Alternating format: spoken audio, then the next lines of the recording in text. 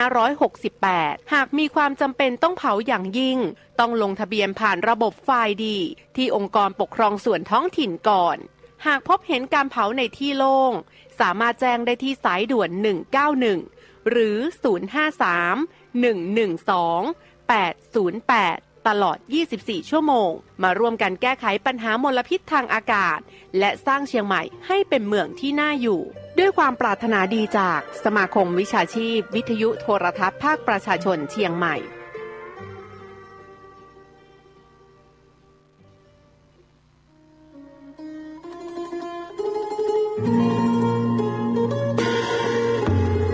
ขอเชิญร่วมงานปริวาสกรรมสืบสารงานพระศาสนาบวชเนกขมาบารมีพราหมณ์ปฏิบัติธรรมประจำปี 2568 ระหว่างวันที่ 1-10 มีนาคม 2568 ณ สำนักวิปัสสนาปฏิบัติบูชาพระพุทธบาท400หลวงปู่ทองสิริมังคโลตำบลสลวงอำเภอแม่ริมจังหวัดเชียงใหม่ขอเชิญทุกท่านร่วมเป็นเจ้าภาพถวายผ้าตาหารวันละ 15,000 บาทข้าวต้มเช้าวันละ 1,500 บาทน้ำปานะวันละ 1,000 บาทหรือตามกำลังศรัทธามีพระสงฆ์เข้าร่วมปริวาสกรรมในครั้งนี้จำนวน100รูปและขอเชิญทุกท่านร่วมทอดผ้าป่าสามัคคีและร่วมพิธีสืบชะตาหลวงในวันอังคารที่ 11 มีนาคม 2568 วัตถุประสงค์เพื่อสร้างศาลาปฏิบัติธรรมบำเพ็ญบุญและหล่อองค์ทองเหลืองพระนางจามเทวีพระสุพรรณกัลยาสมเด็จพระนเรศวรมหาราชสมเด็จพระเอกาทศรสสมเด็จพระเจ้าตากสินมหาราชปางสมาธิหน้าตัก36 นิ้วสูง41 นิ้วและขอเชิญร่วมเป็นเจ้าภาพเททองเหลืององค์ละ 250,000 บาทพร้อมฐานที่ประทับหรือตามกำลังศรัทธากำหนดงานเวลา 9 นาฬิกาพิธีสืบชะตาหลวงเวลา 10 นาฬิกา 39 นาทีพิธีทอดผ้าป่าสามัคคีโอกาสนี้จึงขอเรียนเชิญทุกท่านร่วมทำบุญตามกำลังศรัทธาสร้างเสริมบารมีกายดีจิตใจแจ่มใสเป็นมงคลชีวิตผ่านบัญชีธนาคารกรุงไทยสาขาโลตัสแม่แตงชื่อบัญชีพระกิตินัทพรพิชิตวัฒนากิจและนางสาวสุวรินทร์อินทร์สวรรค์แม่ชีและนายณรงค์ศรีทิพันธ์เอกเลขที่บัญชี 8760648481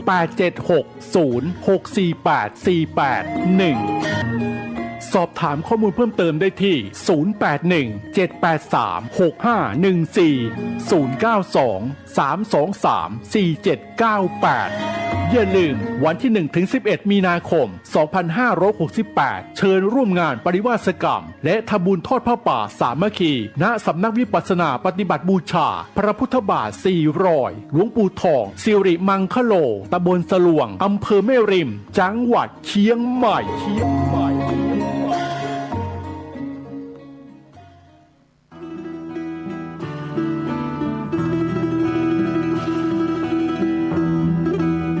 เปลวเทียนให้แสงป่าไม้แดงให้ความรู้คณะสงฆ์อำเภอชัยประการร่วมกับโรงเรียนพระปริยัติธรรมวัดป่าไม้แดงขอเชิญชวนศรัทธาสาธุชนทุกท่านนำบุตรหลานเข้าร่วมโครงการบรรพชาอุปสมบทภาคฤดูร้อนเฉลิมพระเกียรติรุ่นที่ 33 ระหว่างวันที่ 7-13 เมษายน 2568 เพื่อศึกษาพระธรรมและเป็นศาสนทายาทสืบทอดอายุพระพุทธศาสนาณวัดป่าไม้แดงตำบลหนองบัวอำเภอชัยประการจังหวัดเชียงใหม่โอกาสทางการศึกษาเรียนต่อระดับประถมศึกษาป .1 ถึงป .6 หรือมัธยมศึกษาม.1 ถึงม.6 สิทธิพิเศษสำหรับผู้เข้าร่วมบวชฟรีเรียนฟรีที่พักฟรีมีรถรับส่งฟรีมีทุนการศึกษาพร้อมเปิดประตูสู่อนาคตที่ดีร่วมสร้างคนดีสู่สังคมและรักษาแก่นพระพุทธศาสนาสนใจสมัครบวชหรือติดต่อสอบถามเพิ่มเติมได้ที่ 089-852-3498 พระครูวรสุตเขตดร.ผู้อำนวยการหรือที่โรงเรียนพระปริยัติธรรมวัดป่าไม้แดงเจ้าอาวาสทุกวัดในอำเภอชัยประการและกำนันผู้ใหญ่บ้านในอำเภอชัยประการมาร่วมปลูกฝังศีลธรรมเพื่ออนาคตของชาติเปลวเทียนให้แสงป่าไม้แดงให้โอกาสทางชีวิต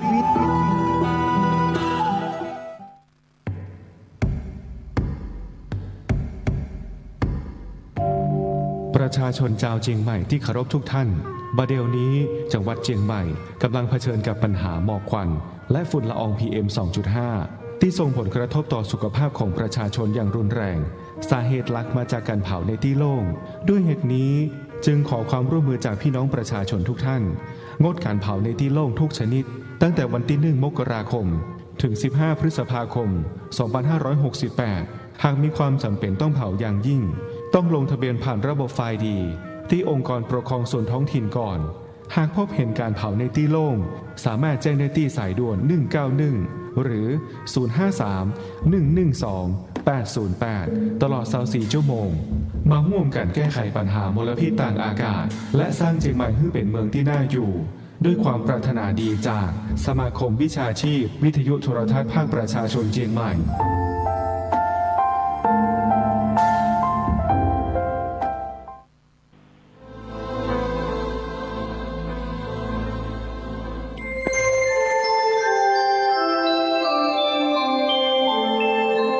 ขณะนี้ท่านกำลังฟังสถานีวิทยุกระจายเสียงพระพุทธศาสนา FM 104.5 เมกะเฮิรตซ์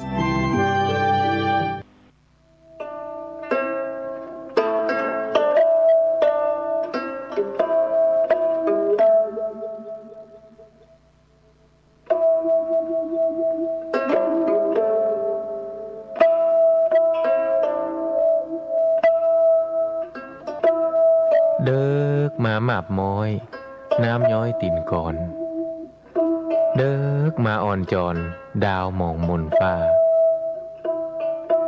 ง่อมเงาใจไปทุกหย่อมยาวิเวกวังเวงเงียบพักมนุษย์ตั้งหลายนอนในสำนักดักเงียบปิ้งเย็นวอยลมก็บปัดสังัดหายซอยแสงเดือนมอยหลอดลายกิ่งก้านหันวุยวายแสงไฟตามบ้านมะนาวเย็นคิงสะต้อน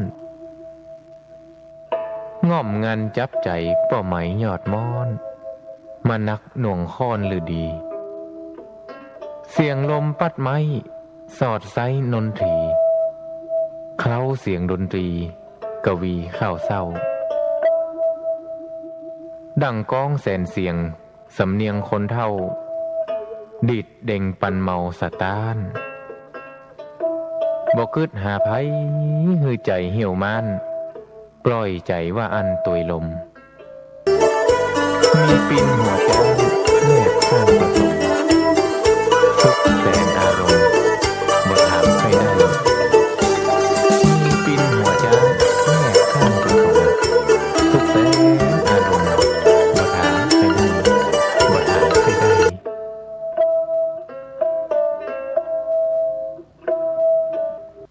คุณกำลังฟังสถานีวิทยุเพื่อการศึกษาพระพุทธศาสนาและวัฒนธรรม FM 104.5 เมกะเฮิรตซ์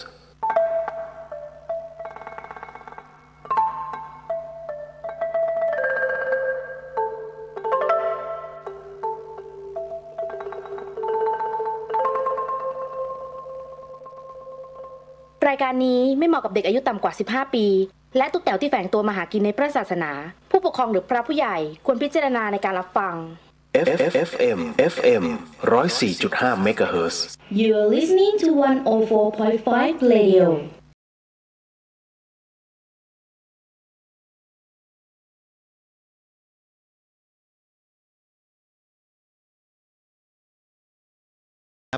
เข้าสู่ในช่วงของเดอะเฮียนครับตั้งแต่ช่วงเวลา 5 ทุ่มจนถึงตี 1วันนี้พี่เลียวก็รับผิดชอบในส่วนของตรงนี้นะฮะกับรายการเดอะเฮียน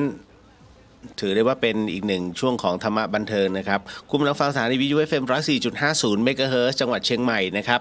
ก็เป็นสถานีวิทยุเพื่อการศึกษาพระพุทธศาสนาและวัฒนธรรมหรือสถานีวิทยุพระพุทธศาสนาแห่งชาติและสังคมนั่นเองนะฮะก็เป็นประจำทุกวันในเรื่องของการตอบข้อสงสัยในเรื่องของจิตวิญญาณวันนี้มีเรื่องราวหลอนๆที่น้องๆเข้าไปเที่ยวดอยกันแล้วก็ไปเจอเรื่องราวตรงนี้และที่สำคัญก็คือว่าเดี๋ยวในช่วงของการทำสมาธิวันนี้ผมขออนุญาตนะฮะเล่าเรื่องบทสนทนาของพ่อแม่ครูบาอาจารย์ก็คือหลวงปู่ดุลนะฮะครับก็ เดี๋ยวเอาไว้ตอนที่ช่วงนั่งสมาธิเราก็นั่งไปแล้วก็นั่งฟังไปแล้วกัน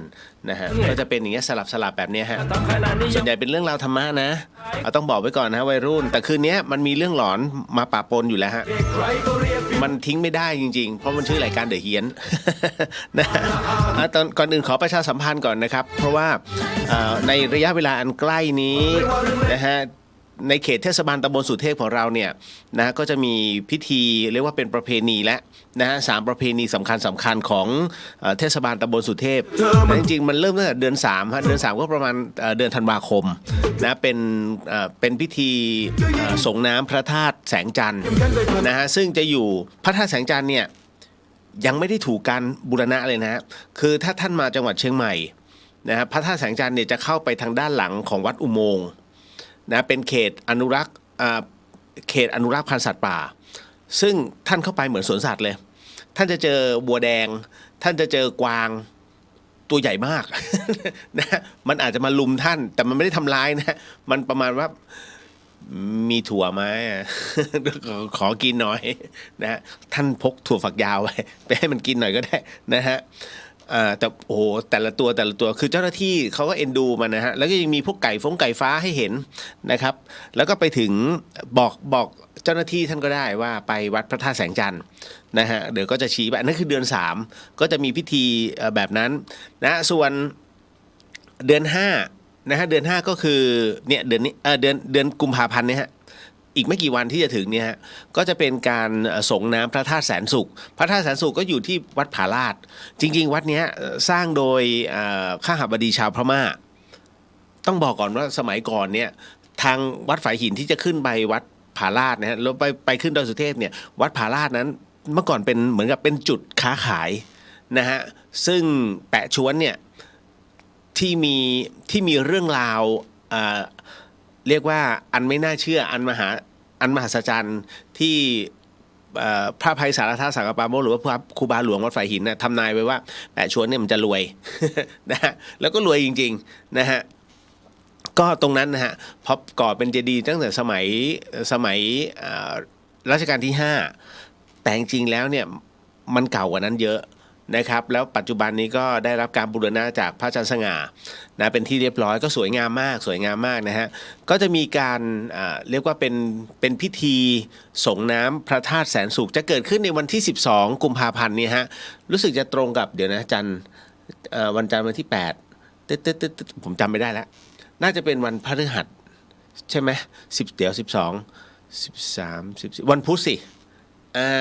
วันพุธ12 13 10เพราะ14มันจะเป็นวันศุกร์ใช่ไหมเพราะว่าไปอิ่มบุญอุ่นกันเนาะมา15 16ใช่นะฮะก็จะเป็นวันพุธที่12ฮะนั่นแหละฮะก็จะเริ่มพิธีกันตั้งแต่7 โมงเช้าบนวัดฝายหินนะครับในการนี้เนี่ยก็จะมีการนำเอาพญาช้าง2เชือกด้วยกันเนี่ยฮะมาอัญเชิญพระธรรมกับพระพุทธรูปดอกไม้นะฮะเอาไปประดิษฐานชั่วคราวบนวัดผาลาดก็จะเป็นประจำทุกปีพอก่อนเข้าพรรษาก็อัญเชิญพุทธรูปนั้นกลับไปที่วัดแสนเมืองมานะฮะก็จะเป็นอย่างนี้คือจะเป็นขบวนที่มีฟ้อนลำอย่างสวยงามเป็นขบวนใหญ่เลยนะฮะวันที่12ข้อขอเชิญนะครับท่านที่จะขึ้นมาเที่ยวที่จังหวัดเชียงใหม่ต้องบอกว่าอากาศที่จังหวัดเชียงใหม่ยังโอเคยังหนาวเย็นแล้วยังมีโอกาสว่าวันนี้มันก็ไม่ใช่อุ่นขึ้นนะฮะที่ผมยังใส่เสื้อกันหนาวมากนะฮะมันแปลกมากปีนี้นะครับแล้วพยากรณ์อากาศเนี่ยก็ยังบอกว่ามันจะไปถึงวันที่10กว่านะในเรื่องของความเย็นแต่ปีนี้คาดว่าความหนาวเย็นจะถึงมีนาคาดว่าดีไม่ดีเมษาเนี่ยมันก็ไม่ได้ร้อนมากนี่คือความแปรปรวนของสภาพอากาศนะก็ขอเชิญทุกท่านแล้วก็ชาวเชียงใหม่ด้วยนะครับหากอยากจะมาร่วมพิธีตรงนี้เขาเรียกว่าแล้วก็ในส่วนตรงนี้นะฮะก็จากวัดฝายหินไปจนถึงวัดผาลาดไอเส้นทางที่เขาเดินเทรลอันดับ1ของจังหวัดเชียงใหม่นี่แหละฮะเส้นนี้เลยนะครับแต่ว่าเราจะเดินเป็นขบวนบุญนะฮะแล้วก็จากนั้นวันที่เดี๋ยวนะ เดือน8เดือน8จะเป็นพิธีส่งน้ำพระธาตุก็คือดอยสุเทพก็จะเป็นเทศกาลเตลขึ้นดอยนะฮะก่อนวิสาขบูชา1 วันนะฮะก็จะมีด้วยกัน3เทศกาลจริงๆความเป็นมาเป็นไปเนี่ยอาจารย์สง่าก็จะให้ผมช่วยขยายให้แล้วกันว่าจริงๆเมื่อก่อนเนี่ยเขาเรียกว่าประตูดอยเงินตรงวัดฝายหินเนี่ยนะฮะเขาเรียกประตูดอยเงินเขาเรียกดอยเงินแต่ประตูดั้งเดิมคืออยู่ตรงกาแลตรงสวนอาหารกาแลแล้วคราวนี้พอเป็นพื้นที่ของโครงการหลวงเนี่ยมันไม่สามารถจะทำอะไรได้ก็ต้องย้าย นะคือเมื่อก่อนมันอยู่ด้านนู้นนะฮะแล้วก็พอถึงช่วงที่มันมีการขอพื้นที่เกิดขึ้นนั่นแหละก็เลยจำเป็นประตูดอยเงินนั้นหายไปที่หายไปเพราะว่าอย่างนี้ฮะคุณผู้ฟังประตูดอยเงินเนี่ยจะมีปู่แซะเคยได้ยินใช่ไหมปู่แซะย่าแซะจะมีปู่แซะนั้นเป็นผู้ที่เฝ้าแล้วก็ต้องบูชายันด้วยควาย1 ตัวส่วนย่าแซะนั้นจะไปอยู่ที่ดอยคำนั่นคือประตูดอยคำจะมีย่าแซะนะฮะซึ่งก็ต้องบูชายันด้วยควาย1 ตัวเพราะฉะนั้นเนี่ยในสมัยครูบาหลวงวัดฝายหินก็คือครูบาอภัยสารทสังฆปาโมกเนี่ยหลวงปู่ท่านเนี่ยต้องเห็นการฆ่าควายเพื่อบูชาเนี่ยทุกปีเป็นที่น่าสลดมากเพราะว่าท่านเองก็ห้ามไม่ได้เพราะว่ามันเป็นส่วนของประเพณีซึ่งชาวบ้านในสมัยก่อนเนี่ยมันไม่มีสื่อโซเชียลแบบนี้เขาก็เชื่อว่าถ้าไม่มีการบูชายันเนี่ยมันจะเกิดโรคระบาดซึ่งมันก็เกิดจริงๆแต่อันนั้นก็คือในชุมชนด้านดอยคำแต่คราวนี้หน้าประตูดอยเงินเนี่ยปรากฏว่าเป็นเส้นทางที่เขาอัญเชิญน้ำเพื่อไปส่งน้ำพระธาตุดอยสุเทพนะฮะเขาจะต้องใช้เส้นทางนี้ขึ้นดอยสุเทพก็เลยพระอภัยสารทสังฆปาโมกหรือว่าครูบาหลวงวัดฝายหินก็เลยถือโอกาสนะถือโอกาสในช่วงเวลานี้ไหนๆก็ไหนๆแล้วมันเป็นเส้นทางบุญก็ขอให้ล้มเลิกนะตรงนี้ดีกว่าเอาในส่วนของปู่แซะไปรวมกับย่าแซะที่ดอยคำนะฮะแล้วเนื่องจากว่าใช้คำว่าผู้รู้แล้วกันนะฮะผู้รู้ก็เลยบอกว่าบัดนี้ประตูดอยเงินนั้นนะฮะซึ่งเป็นขบวนที่เรียกว่าในสมัยก่อนนะเขาจะขึ้นตรงนี้ตอนที่ครูบาเจ้าศรีวิชัยยังไม่ได้สร้างถนนนะครับเดี๋ยวมีผู้สงสัยว่าครูบาเจ้าศรีวิชัยกับครูบาหลวงวัดฝายหินนั้นใครเกิดก่อนขออภัยใครเนี่ยใช่ใครอายุมากกว่าครูบาหลวงวัดฝายหินเนี่ยรู้สึกว่าจะมีพรรษามากกว่าครูบาเจ้าศรีวิชัยเกือบประมาณ20 ปีนะฮะประมาณนั้นนะฮะเพราะฉะนั้นเนี่ยต้องบอกว่าครูบาหลวงวัดฝายหินเนี่ยท่านจึงมาก่อนนะพรรษาท่านเยอะแล้วคราวนี้ในส่วนของประเพณีตรงนี้การเดินขึ้นไปส่งน้ำพระธาตุดอยสุเทพเนี่ยจะใช้ช่องว่างของวัดฝายหินเนี่ยขึ้นไปผ่านวัด3 ยอบแล้วก็ไปขึ้นไปถึงวัดผาลาดแล้วก็ขึ้นไปอีกฮะผ่านยันโค้งขุนกันเขาไปเปลี่ยนชุดกันตรงนั้นจึงเป็นที่มาที่ไปว่างั้นครูบาหลวงก็ขอพื้นที่แล้วกันว่าไม่ฆ่าสัตว์ก็เป็นอันว่าตกลงกันนะแล้วมีผู้รู้ก็เลยบอกว่าบัดนี้ปู่แซะนั้นขอภาวนาศีล 5เป็นที่เรียบร้อยนะฮะเพราะฉะนั้นก็เหลือแค่การบูชายันควายตัวเดียวก็ตั้งแต่นั้นเป็นต้นมาก็คือมีการบูชายันด้วยควายเนี่ยมาตลอดแต่ระยะหลังเนี่ยมันก็จะมีกฎหมายในเรื่องของการทรมานสัตว์นะฮะเพราะสมัยก่อนนั้นเนี่ยต้องบอกว่าก็จะมีร่างเป็นผู้นำแล้วก็เป็นผู้ฆ่าเลยฆ่าแบบนะ จะผ่านเซ็นเซอร์ไหมถ้าบรรยายภาพนะฮะคุณอยากรู้เนี่ยคุณไปหาสารคดี2 โลกนะของพี่โจยบางจากเนี่ยฮะสารคดี2 โลกนะฮะตอนปู่แซะย่าแซะท่านจะเห็นพิธีตอนนั้นเพราะพี่โจยไปถ่าย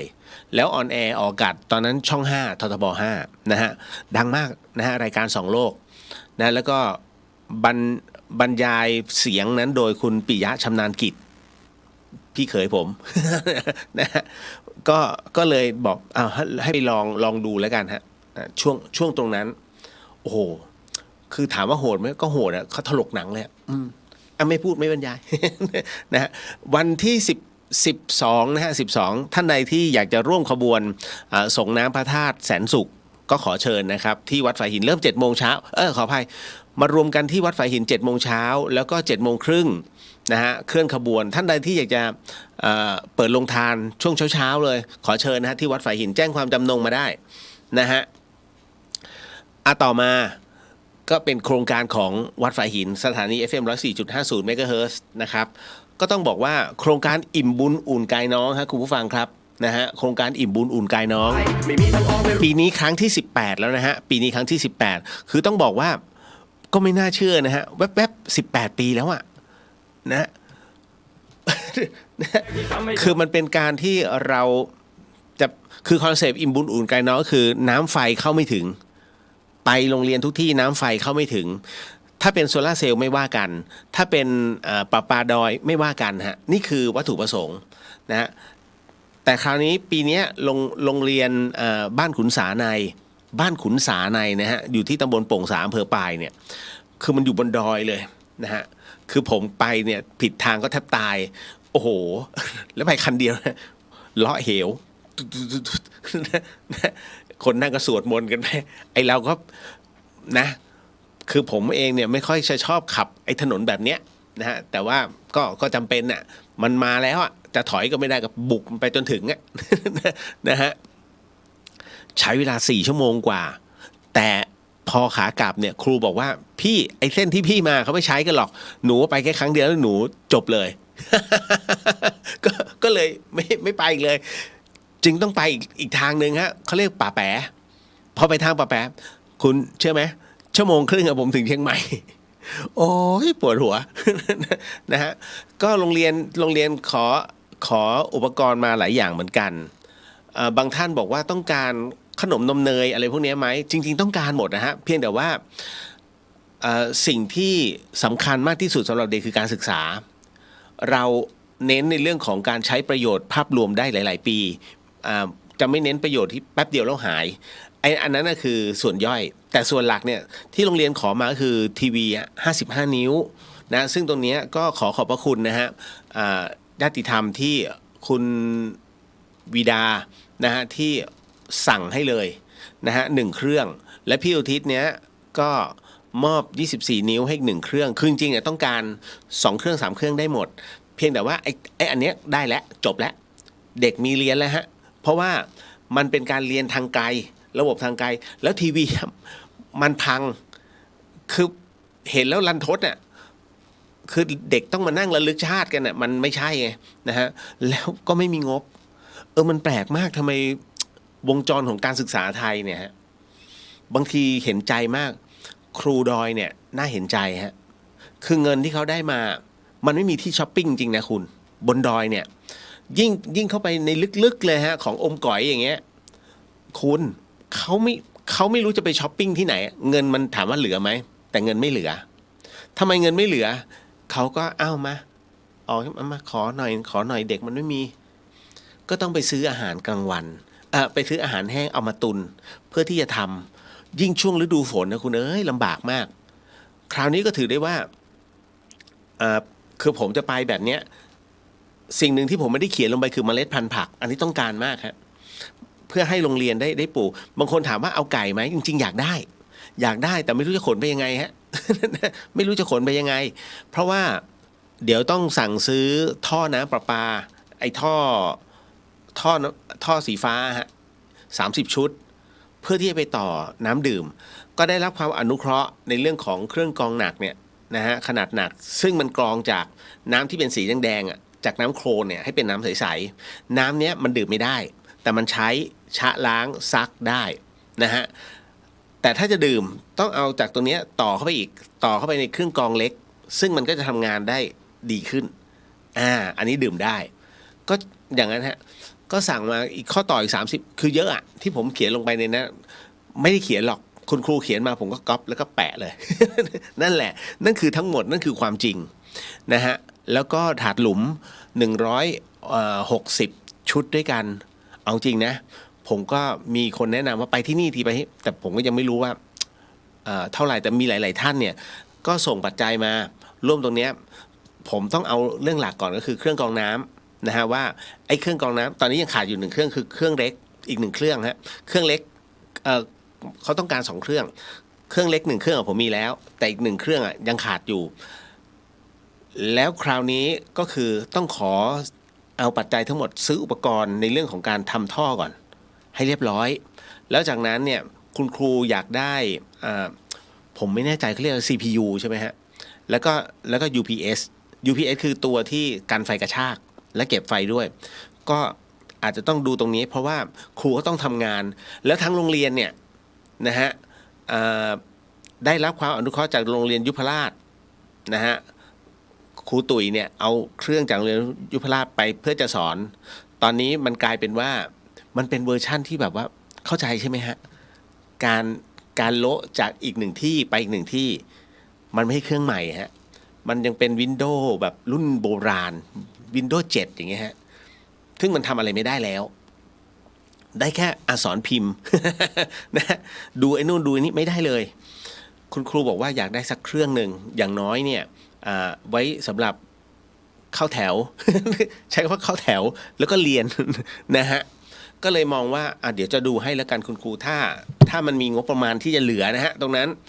นะครับก็จะดูไว้ให้เครื่องหนึ่งมันก็ไม่เท่าไหร่3,000นิดเห็นวันนั้นน้องไอ้เจ้าถิ่นฐานเนี่ยโพสต์พี่เอาไหมเนี่ยให้โรงเรียนก็เดี๋ยวดูอีกทีหนึ่งผมคำนวณแล้วมันขาดมันไม่พอนะฮะแล้วก็ยังต้องการอะไรอีกนะเดี๋ยวก่อนนะเปตองขอบพระคุณนะฮะคุณหนิงที่วันนี้ส่งข่าวมาว่าขออนุเคราะห์ให้2ชุดนะครับ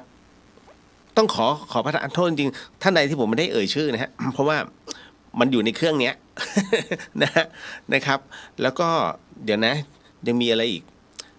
ของเล่นเด็กๆนะฮะถ้ามีก็ดี นะไม่มีก็ไม่ซีเรียสกุ้งแห้งปลาหมึกคือต้องการพวกแห้งๆเพื่อจะมอบให้โรงเรียนเอาไว้ทำให้เด็กๆได้กินกันนะฮะที่ไม่ได้โพสต์ไปก็จะมีอะไรนะเมล็ดพันธุ์พืชนะฮะคือสิ่งที่ผมบอกเห็นไหมมันเก็บเอาไว้ใช้ต่อเนื่องได้ไงฮะนะอารมณ์นั้นแล้วก็ยังมีอะไรอีกนะแบตเหรอแบตก็ได้คืออะไรที่มันไม่ใช่ลูกที่มันจะต้องกิ้งตกเขานะไอเปตองได้หรือไม้แบตพวกแบตเนี่ยยังไม่มีแล้วก็อะไรอีกเอาไว้เดี๋ยวท่านลองดูกันแล้วกันแล้วท่านใดท่านที่จะส่งเครื่องอะไรนะชุดเด็กอ่อนไม่ขออภัยเด็กเล็กเด็กอนุบาลนะฮะยินดีฮะแต่ถ้าเด็กโตไม่ต้องนะครับเพราะว่าเด็กโตเนี่ยผมกลัวเรื่องของประเพณีเดี๋ยวมันจะเสียความรู้สึกอยากได้สำหรับเด็กเล็กมากกว่าเขาจะมีศูนย์เด็กเล็กไอ้ตรงเนี้ยมอบให้โรงเรียนเขาจัดการนั่นแหละนะครับแล้วอย่างอื่นก็ไม่มีอะไรแล้วฮะนะฮะตรงนี้ส่วนเดี๋ยวนึกออกแล้วค่อยบอกอีกที พวกอาหารแห้งกันแน่ๆมันมีอยู่แล้วฮะนะครับก็ต้องขอบพระคุณทุกท่านแทนเด็กๆนะฮะที่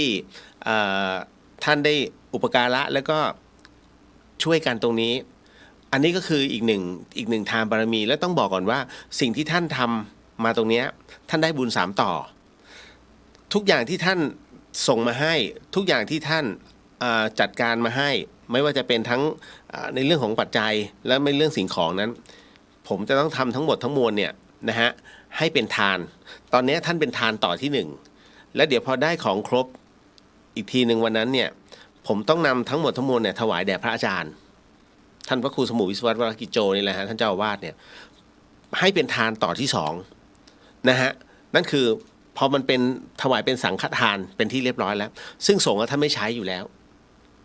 อาจารย์ท่านก็จะสละของเหล่านั้นเนี่ยเพื่อให้เรานั้นนะฮะให้เราท่านนั้นนะฮะได้ไปทำตามหน้าที่ที่ต้องทำนะเพราะเป็นหน้าที่ของเรานะตรงนี้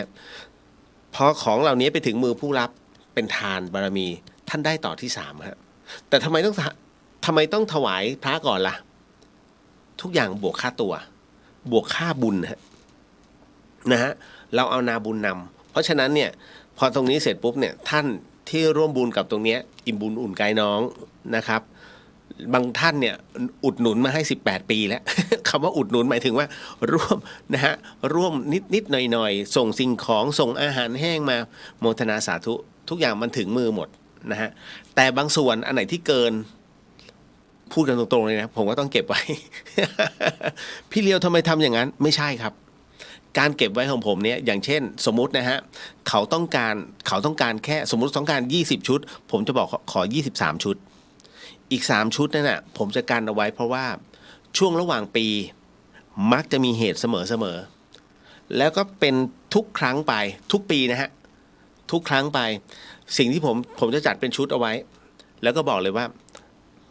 ตอนนี้เขามีเหตุตรงนี้บ้านนี้ไฟไหม้นะตรงนี้อันนี้เขายากไร้จริงๆยกทั้งชุดไปมอบให้จะกันแบบนี้เอาไว้นะฮะก็คืออย่างเราไม่เดือดร้อนแล้วก็ทางวัดฝายหินและทางธรรมสถานก็ไม่ได้เดือดร้อน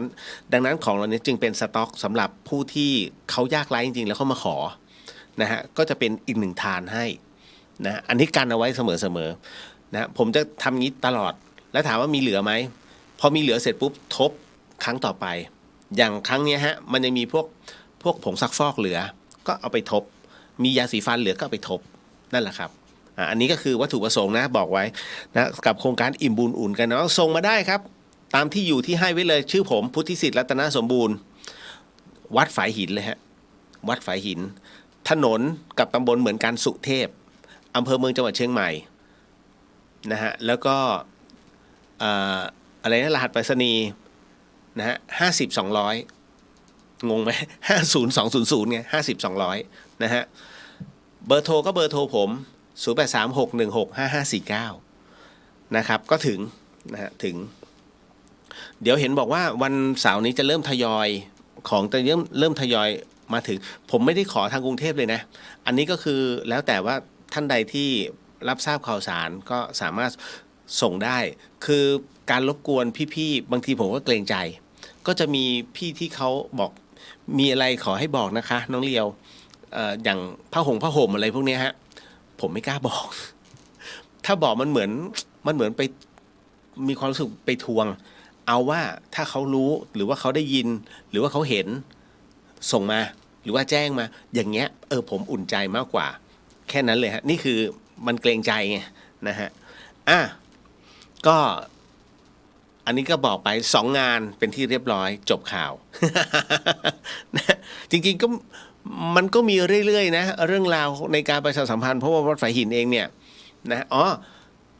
ท่านที่ถามว่าเหตุการณ์ต้นไม้โค่นเป็นยังไงมั่งนะครับต้นไม้โค่นตอนนี้ก็คือเทศบาลก็ต้องขอบคุณเทศบาลตำบลสุเทพนะฮะที่ส่งเจ้าหน้าที่ทีมงานมาเขาเรียกทอนกิ่งทอนต้นทั้งหมดให้มันเป็นท่อนๆนะฮะก็อยู่ข้างล่างมันเป็นไม้เนื้ออ่อนก็คงต้องปล่อยทิ้งเอาไว้หรือว่าเดี๋ยวดูทำประโยชน์เลยก็ทำนะฮะปลวกมันแทะโคนเห็นไหมสัจธรรมครับไม้ใหญ่2 คนโอบอ่ะมันใหญ่แค่ไหนก็ตามปลวกตัวนิดนึงแต่มันกัดทุกวันฮะแล้วมันเล่นแกนเพราะเป็นไม้เนื้ออ่อนเนี่ยมันเข้าไปในดินเรามองไม่เห็นเราเห็นในข้างนอกนะพอข้างนอกเสร็จปุ๊บก็เต็มที่ก็เอาน้ำสะเดาลดเห็นไหมก็น้ำสะเดาไงใครจะไปรู้มันเล่นเจาะทางแกนเลยเรียบร้อย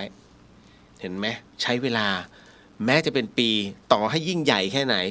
ขอให้ใช้เวลากัดทีละนิดก็ดูฟันปลวกนิดนึงนะฮะไม้ใหญ่อย่างโค่นฮะสัจธรรมมากเห็นไหมฮะก็เลยเป็นอีกหนึ่งที่ขอบพระคุณที่ถามถ่ายเข้ามานะครับส่วนหน้าผมก็ยังพังอยู่พอดีวัดฝายหินจำได้ไหมฮะที่บอกว่าไอ้ท่อมันระเบิดพอเปลี่ยนเสร็จปุ๊บเนี่ยแล้วมันก็เป็นน้ำตกผมก็กล่าวว่ามันน่าจะทำพื้นที่ปรับพื้นที่ได้กับไปแบกไม้ตีหน้าปึ้งเรียบร้อยดีไม่เข้าตาตรงนี้ยังปื้ดอยู่แล้วก็ตรงจรตรงนี้นิดนึงฮะก็แตกไป ฟาดเคราะห์ไปวันที่12นะฮะวันที่12ย้ำอีกทีหนึ่งส่วนวัดฝายหินเองยังคงมีเวียนเทียนนะครับนะฮะก็ขอเชิญในวันนั้นจะแจกอะไรอีกก็ยังไม่รู้แล้วก็อโหสิกรรมตอนแรกก็ว่าจะทำในรายการแต่คิดว่าถ้าอย่างนั้นก็คงทำในช่วงของจะต้องเวียนเทียนฮะเอาให้จบเลยเพราะฉะนั้นวันที่12เนี่ยภาคกลางคืนคงไม่มีแต่ภาคหัวค่ นะฮะก็แล้วแต่พระอาจารย์ท่านว่าจะกำหนดว่าอะไรยังไงแล้วเดี๋ยวผมแจ้งอีกทีหนึ่งแล้วกันนะฮะก็ติดตามได้ก็ไลฟ์สดนะเหมือนเดิมฮะเหมือนเดิมนะครับไม่ปกติว่าจะทำในห้องส่งนะฮะแต่ว่าวันนั้นลืมไปว่าเป็นมาฆบูชาสมทานศีล 8กันก่อนเนาะนะครับเอาละงั้นเดี๋ยวขออนุญาตทักทายก่อนเนาะขออภัยเกือบลืมเลยฮะมาถึงอ้าวป๋อมแปมสวัสดีครับพี่เลียววันนี้เห็นมีหลายๆท่านไปมุงซื้อกระเป๋านะฮะของรถแห่ป๋อมแปม อันนี้เขาขายก๋วยเตี๋ยวด้วยนะฮะแล้วก็เขาปรับด้านหน้านะเอารถที่เขามีอยู่เมื่อก่อนขายอะไรนะน้ำมะพร้าวปั่นตอนนี้โละเปลี่ยนเป็นกระเป๋านะฮะน้องเขารับสปากระเป๋าด้วยนะต่อมาพี่สุสวัสดีค่ะน้องเรียวสวัสดีครับผมนะฮะแล้วก็ตามมาด้วยในอันเนี้ยอะไรนะเขาเรียกอะไรนะ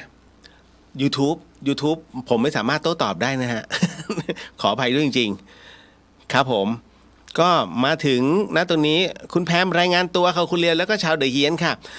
เดี๋ยววันนี้ออกตัวก่อนนะธรรมะมีบ้างตอบคำถามมีบ้างแต่เรื่องหลอนน่ะ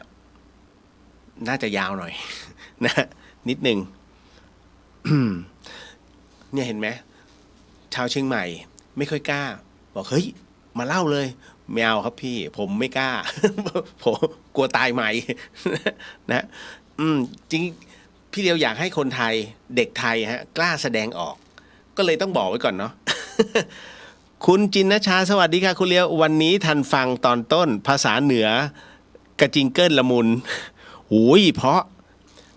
เอาจริงนะผมมาเชียงใหม่ในครั้งแรกอะ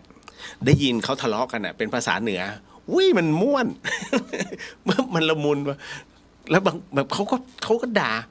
คิงงี้ฮางี้เราฟังไม่ออกไงเราก็มานั่งยิ้มเขาโกรธกันเรื่องอะไรวะ เขาโกรธกันเป็นฟืนเป็นไฟเราก็นั่งขำเอาจริงนะมันเพราะอ่ะขนาดเขาทะเลาะกันภาษาเขาเพียงแค่อารมณ์มันบิ้วแค่นั้นเอาจริงนะผมบอกเลยนะฮะพี่น้องชาวเหนือฮะเวลาท่านทะเลาะกันนี่นะแล้วท่านเอิ้นภาษาพื้นถิ่นเราเนี่ยถ้าคนกรุงเทพมาเนี่ยฮะหรือว่าอีสานมาคนใต้มาฟังเนี่ยเขาจะไม่มีอารมณ์โกรธกับท่านต่อให้ท่านไปว่าเขามีความรู้สึกว่าภาษาที่ใช้อ่ะมันเพราะ มันเป็นเรื่องแปลกใหม่สำหรับคนที่พบเจอนะที่เขาฟังไม่ออกนะอันนี้บอกไว้ก่อน เดี๋ยวไม่สนับสนุนในการใช้คำรุนแรง นะฮะคุณเจษใช่ค่ะพุธที่12กุมภาพันธ์ผมต้องไล่วันเนี่ยไม่ได้มีปฏิทินอยู่ตรงนี้นะฮะเอาต่อมาตึ๊ดคุณเจษขอโมทนาสาธุกับทุกบุญที่เกิดขึ้นในวันนี้นะคะนะฮะเดี๋ยวมีอีกพอดีว่าตอนนี้มีอะไรนะเขาเรียกว่ากุฏิรถบัสกำลังจะโดนลือ หลวงพี่โยบอกว่าอาจารย์ดูพื้นที่อยากได้พื้นที่ในเรื่องของการทำกุฏิกรรมฐานว่าเดี๋ยวขอดูก่อนเพราะว่ามีโครงการจะทำกุฏิธรรมศาสตร์กรรมฐาน3แห่งนะ3หลังเพื่อเอาไว้สำหรับเข้ากรรมนะแล้วก็จะมีการสร้างห้องน้ำผมก็เลยบอกว่าเดี๋ยวมันมีปัจจัยเหลือเดี๋ยวขอดูก่อนเพราะว่าไอ้ห้องน้ำเนี่ยมันโหดวันนี้ก็ไปดูกันว่าจะวางท่อกันยังไงนะแล้วก็จะต้องสั่งดินมา3คันรถเพื่อที่จะเกรดก่อนนะฮะคันละ5คิวไงลงไปนะแล้วพอปรับพื้นที่เสร็จปุ๊บคราวนี้ก็จะมาเริ่มซื้อสะสมฮะเพราะปัจจัยมันไม่มีหรอกคุณการสร้างห้องน้ำมันแพงค่อยๆแต่มันสำเร็จแน่ๆก็เลยคุยกับท่านอาจารย์เจ้าอาวาสไว้ว่าอาจารย์เดี๋ยวเราซื้อท่อไปก่อนเสร็จปุ๊บแล้วเดี๋ยวเรามาซื้อเหล็กก่อนค่อยๆสะสมทีละนิดแล้วมันครบแล้วปุ๊บทำเลย ต้องใช้วิธีนี้ฮะด้วยเศรษฐกิจไม่ใช่อยู่จะทำเสร็จปุ๊บแล้วยังไงต่อนะฮะโยมเดือดร้อน นะฮะวัดสบายอันนี้ไม่ถูกต้องสำหรับผมนะผมก็เลยมองว่าถ้าอย่างนั้นก็ อย่างนี้แล้วกันใช้วิธีทีละนิดทีละหน่อยค่อยๆฮะนะฮะแล้วมันพอมันเสร็จสมบูรณ์มันชื่นใจนะฮะไอการใช้เงินก้อนทำอะไรแป๊บๆเนี่ยมันได้อยู่แล้วแต่ว่าผมมองว่ามันแล้วยังไงต่อนะฮะ เอาค่อยๆแล้วโกโยมเขาเดือดร้อนเนี่ยเราก็ทีละนิดทีละนิดทีละนิดนั่นแหละนี่วิธีการเนาะค่อยเป็นค่อยไปต่อมาตืดพี่อุทิศสวัสดีค่ะอาจารย์ขอให้คุณพระคุ้มครองอาจารย์แล้วก็ทุกท่านเจ้าค่ะโมทนาสาธุครับพี่อุทิศจะมามีที่พักหรือยังถ้ายังเนี่ยเดี๋ยวจะแจ้งทางให้พระอาจารย์ท่านบอกหลวงพี่โอปอที่ธรรมสถานนะฮะพักได้คุณวีดาสวัสดีครับคุณเลี้ยวสวัสดีครับผมนะขอบพระคุณแทนเด็กๆเนาะอุตส่าห์เสียสละทีวี55 นิ้วอะแบบสมาร์ทนะฮะแบบสมาร์ทเลยนะ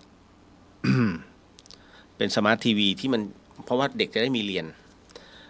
คุณบูนสวัสดีครับพี่เลียวสวัสดีครับผมพี่นพวรรณสวัสดีครับคุณเลียวสวัสดีครับนะฮะไหนๆก็ไหนๆมาถึงนะตรงนี้เดี๋ยวขออนุญาตนะครับ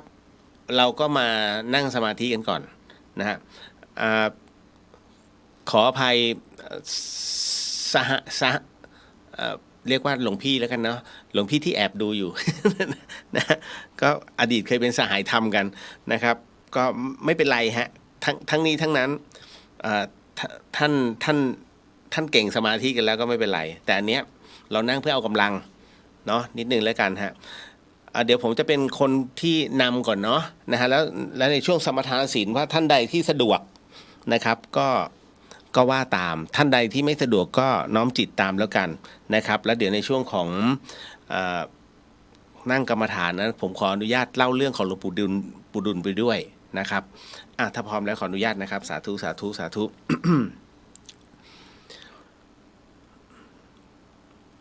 นะโมตัสสะภะคะวะโตอะระหะโตสัมมาสัมพุทธัสสะนะโมตัสสะภะคะวะโตอะระหะโตสัมมาสัมพุทธัสสะนะโมตัสสะภะคะวะโตอะระหะโตสัมมาสัมพุทธัสสะ ปุริมันจติสังราชาทัตราโทปัสสะสติคัตถพานังอธิปติมหาราชายาสสิโสปุตตปิตัสสะภะโว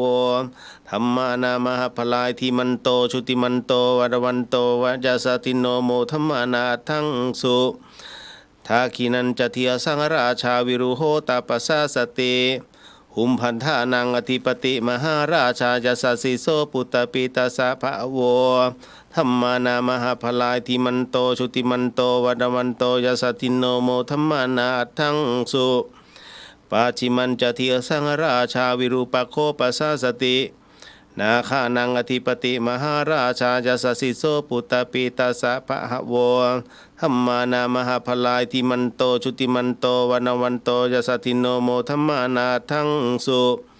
โอตระลัญจาทิสังราชากุเวโลตาปัสสะสติยาคานังอธิปติมหาราชายาสสิโสปุตตปิตัสสะภะโวธัมมานามาพลายทิมันโตชุติมันโตวันวันโตยสติโนโมธัมมานาทังสุปุริมาทิสังทัตระโททาคิเนนาวิรุหโกปาชิเมนาวิรูปโคกุเวโรตรังทิสังจัตตารโรเตมหาราชาสมันตาจตุโรทิสาทัทัลลมานาทังสุสักเคกาเมจรูเปคิริสิครตเตจันตริเควิมาเนทีเปรเทจคาเมตรุวนาคหเนเคหาวัตุมกิเกเต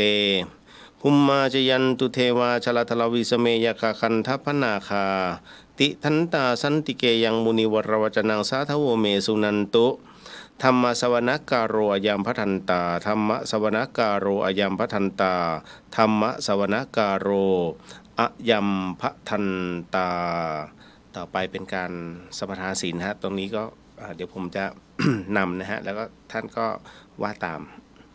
พุทโธธัมโมสังโฆศีลข้อ 1ไม่ฆ่าสัตว์ศีลข้อ 2ไม่ลักทรัพย์ศีลข้อ 3ไม่ประพฤติผิดในกามศีลข้อ 4ไม่พูดเท็จศีลข้อ 5ไม่ดื่มสุราและของมึนเมาบัดนี้ข้าพเจ้า ตั้งใจรักษาศีลแล้ว บัดนี้ข้าพเจ้าคือผู้มีศีลข้าพเจ้าผู้มีศีลละอายต่อการทำความชั่วกลัวต่อผลของบาปกรรมข้าพเจ้าผู้มีศีลมีหิริโอตปะมีกายเป็นมนุษย์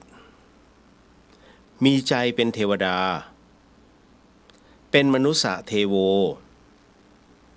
ผู้เข้าถึงความเป็นสหายกับเหล่าเทวดาทั้งหลายณบัดนี้ข้าพเจ้าทั้งหลาย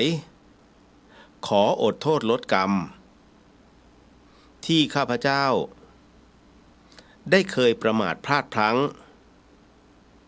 ในช่วงวันนี้ลงในฉับพลันและขอให้กรรมดี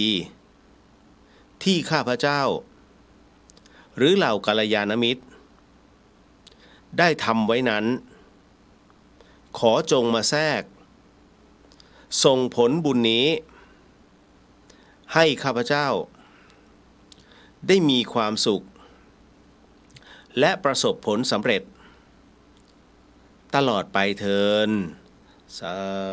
ธุสาธุสาธุ ต่อไปนะครับเป็นบทกรรมฐานเนาะก็ขอให้น้อมจิตน้อมใจนะฮะแล้วก็ว่าตามท่านใดที่ไม่สะดวกก็ขอให้น้อมจิตตามนะฮะสาธุ อิมังวิปัสสนากรรมฐานังปูเชมิทุติยัมปิอิมังวิปัสสนากรรมฐานังปูเชมิตติยัมปิอิมังวิปัสสนากรรมฐานังปูเชมิต่อไปนะครับก็ขอให้ทุกท่านได้ทำสมาธินะด้วยจิตอันสงบอะไรก็ตามที่เป็นสิ่งที่เราผ่านมาแล้วทำให้เราหนักใจก็ขอให้ทิ้งมันไปแบกมันไว้ทำไมนะฮะเราก็วางมันไว้ก่อนนะให้อยู่กับปัจจุบันอะไรที่ต้องเป็นแผนที่ต้องทำต่อไปก็ขอให้หยุดมันก่อนขอให้อยู่กับปัจจุบันเท่านั้นเองนะฮะลมหายใจทุกลมหายใจย่อมมีค่านะฮะมีความหมายเสมอดังนั้นเมื่อสูดลมหายใจเข้าไปแล้วเนี่ยให้มาร์กนะฮะลึกๆเลยมาร์กลมหายใจไว้ตรงที่สะดือจำง่ายๆนะฮะใครที่จะเรียกว่าจะให้มันลึกไปหน่อยก็ลงไปที่ท้องน้อยแล้วหลังจากนั้นก็ค่อยผ่อนลมหายใจออกมาเอาสติไปตามให้ได้นะฮะอย่าให้มันหลุดไปจากนะอย่าให้มันหลุดไปจากลมหายใจนะครับก็ให้ทำแบบนี้นะอยู่เรื่อยๆจนกระทั่งมันหายไปเองนะครับเพราะฉะนั้นเนี่ยถ้าเราทำได้นะครับมันก็จะเกิดพลังอันมหัศจรรย์เกิดขึ้นกับเรานะโดยเฉพาะอย่างยิ่งคนที่ป่วยไข้นิดนึงนะฮะหลังจากที่ใครก็ตามที่ป่วยอยู่แล้วนะฮะขอให้รับรู้ว่าบทโพชฌงคปริตังนะฮะมีอานุภาพมากนะฮะเมื่อท่านมีสมาธิในการสวดบทโพชฌงคปริตังเนี่ยนะฮะไอ้ตัวเนี้ยนี่เองนะฮะไม่ว่าจะเป็นสิ่งที่ต้องบอกว่าถูกพิสูจน์มาแล้วนะว่าพ่อแม่ครูบาอาจารย์หลายๆรูปเวลาท่านอาพาธพระที่ไปเยี่ยมนะทุกๆครั้งท่านก็จะสวดตรงนี้นี่เองนะฮะก็ได้ผลมากขึ้นอย่างน้อยสมาธิเกิดเมื่อสมาธิเกิดนั้นสุญญตาเกิดเมื่อสุญญตาเกิดความไม่คิดในเรื่องของการเจ็บปวดก็มันก็มีขึ้นมันก็จะมีการเจ็บปวดเกิดขึ้นนะฮะณตรงนั้นก็ลองดูนะลองดูนะถ้าพร้อมแล้วนะครับมือขวาทับมือซ้ายนะครับนิ้วโป้งประสานกันหรือหัวนิ้วโป้งชนกันก็ได้การนั่งก็คือนั่งให้มันผ่อนคลายนั่งให้มันสบายๆนะฮะไม่จำเป็นต้องไปคิดอะไรมากมายนะครับถ้าพร้อมแล้วเอานั่งเด้อนะฮะแล้วก็จากนั้นก็สูดลมหายใจเข้าลึกๆนะฮะ ออกสติตามนะครับขออนุญาตนะครับเนื่องจากว่าเป็นรายการวิทยุนะฮะผมไม่สามารถจะปล่อยให้ช่วงรายการตรงนี้เดทแอร์ไปได้ก็เลยขออนุญาตบรรยายธรรมเป็นเรื่องราวของสองพระอริยบุคคลสนทนาธรรมกันระหว่างหลวงปู่ดุลสนทนากับหลวงพ่อสุทัศน์นะฮะทั้งหมดทั้งมวลนี้นะฮะเกิดขึ้น ในส่วนความเป็นจริงที่เกิดขึ้นนะฮะก็จะอธิบายณตรงนี้นะอธิบายให้ฟัง แล้วกันตอนนี้ก็ขอให้ทุกท่านนั้นให้อยู่ในสมาธิของแต่ละคนเนาะเอาละ นี่คือการสนทนาธรรมระหว่างพระราชวุฒาจารย์หรือหลวงปู่ดุลลูกศิษย์รุ่นแรกของพระอาจารย์ม่านภูริทัตโตกับพระราชภาวนาวัชราจารย์หรือหลวงพ่อสุทัศน์โกสโรเนื้อหาสาระนี้เล่ากันว่าลูกศิษย์หลวงปู่ดุลในยุคนั้นก็ยังเคารพและไปมาหาสู่ทางวัดกระโจมทองบ้างเพื่อมาขอความรู้จากหลวงพ่อเจ้าประคุณและร่วมงานสัมมนาพระวิปัสสนาจารย์ทั่วประเทศเรื่องมีอยู่ว่าหลวงพ่อสุทัศน์ได้เดินทางไปที่โรงพยาบาลจุฬาเพื่อตรวจสุขภาพเมื่อทราบว่าหลวงปู่ดุลมาพักรักษาตัวอยู่ที่นี่จึงเดินเข้าไปเพื่อกราบนมัสการ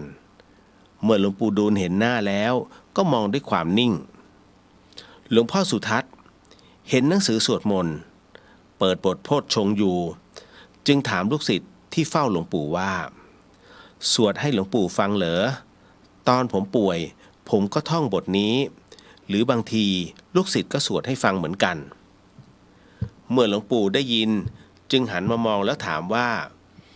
เมื่อฟังแล้วเป็นอย่างไรหลวงพ่อท่านก็ตอบว่าก็พิจารณาไปเรื่อยๆตรงที่เจ็บที่ปวดแปลกดีเหมือนกันครับสิ่งที่เจ็บปวดนั้นมันก็เป็นไปแต่ทว่าจิตไม่ได้คล้อยตามเหมือนเป็นยามที่คอยเฝ้าดูเฉยๆแม้ว่าเวทนาจะเกิดแต่เราไม่อะไรกับอะไรทั้งสิ้นครับแปลกที่สุดเหมือนจิตมีกำลังมากด้วยหลวงปู่จึงถามไปว่าแล้วในจิตเป็นอย่างไรล่ะหลวงพ่อท่านก็ตอบว่ามันเกิดแล้วมันก็ดับผมตามดูไปตลอดสายตามไปเรื่อยๆไปดูว่าจะจบตรงจุดไหนหลวงปู่เลยถามว่าแล้วมีอะไรติดขัดไหมเมื่อตามดูหลวงพ่อสุทัศน์ก็เลยบอกว่าไม่มีครับเพราะเราตามดูเฉยๆไม่ได้ใส่ความรู้สึกอะไรลงไปไม่ใส่ความอยากรู้อะไรลงไปเฝ้าดูแบบสังเกตไม่ได้เพ่งหลวงปู่ก็เลยถามว่าแล้วจิตมีกี่ดวงหลวงพ่อเลยตอบว่าในภาษาคัมภีร์มีมากมายแต่ความจริงจะมีมากกว่าหรือน้อยกว่าไม่ใช่ปัญหาแต่ที่สำคัญมันเหนือคำพูดทั้งหมดมันยากที่จะอธิบายอาจจะพูดได้ว่าเป็นเพียงจิตเดียวหนึ่งเดียวครับแล้วหลวงปู่ล่ะครับหลวงปู่ดูลจึงตอบไปว่าเหมือนกันไม่ต่างกันการปฏิบัติทุกวันนี้ไปสร้างอะไรมาซับซ้อนกันบังกันหมดจนไม่สามารถเข้าถึงของแท้ๆเดิมๆได้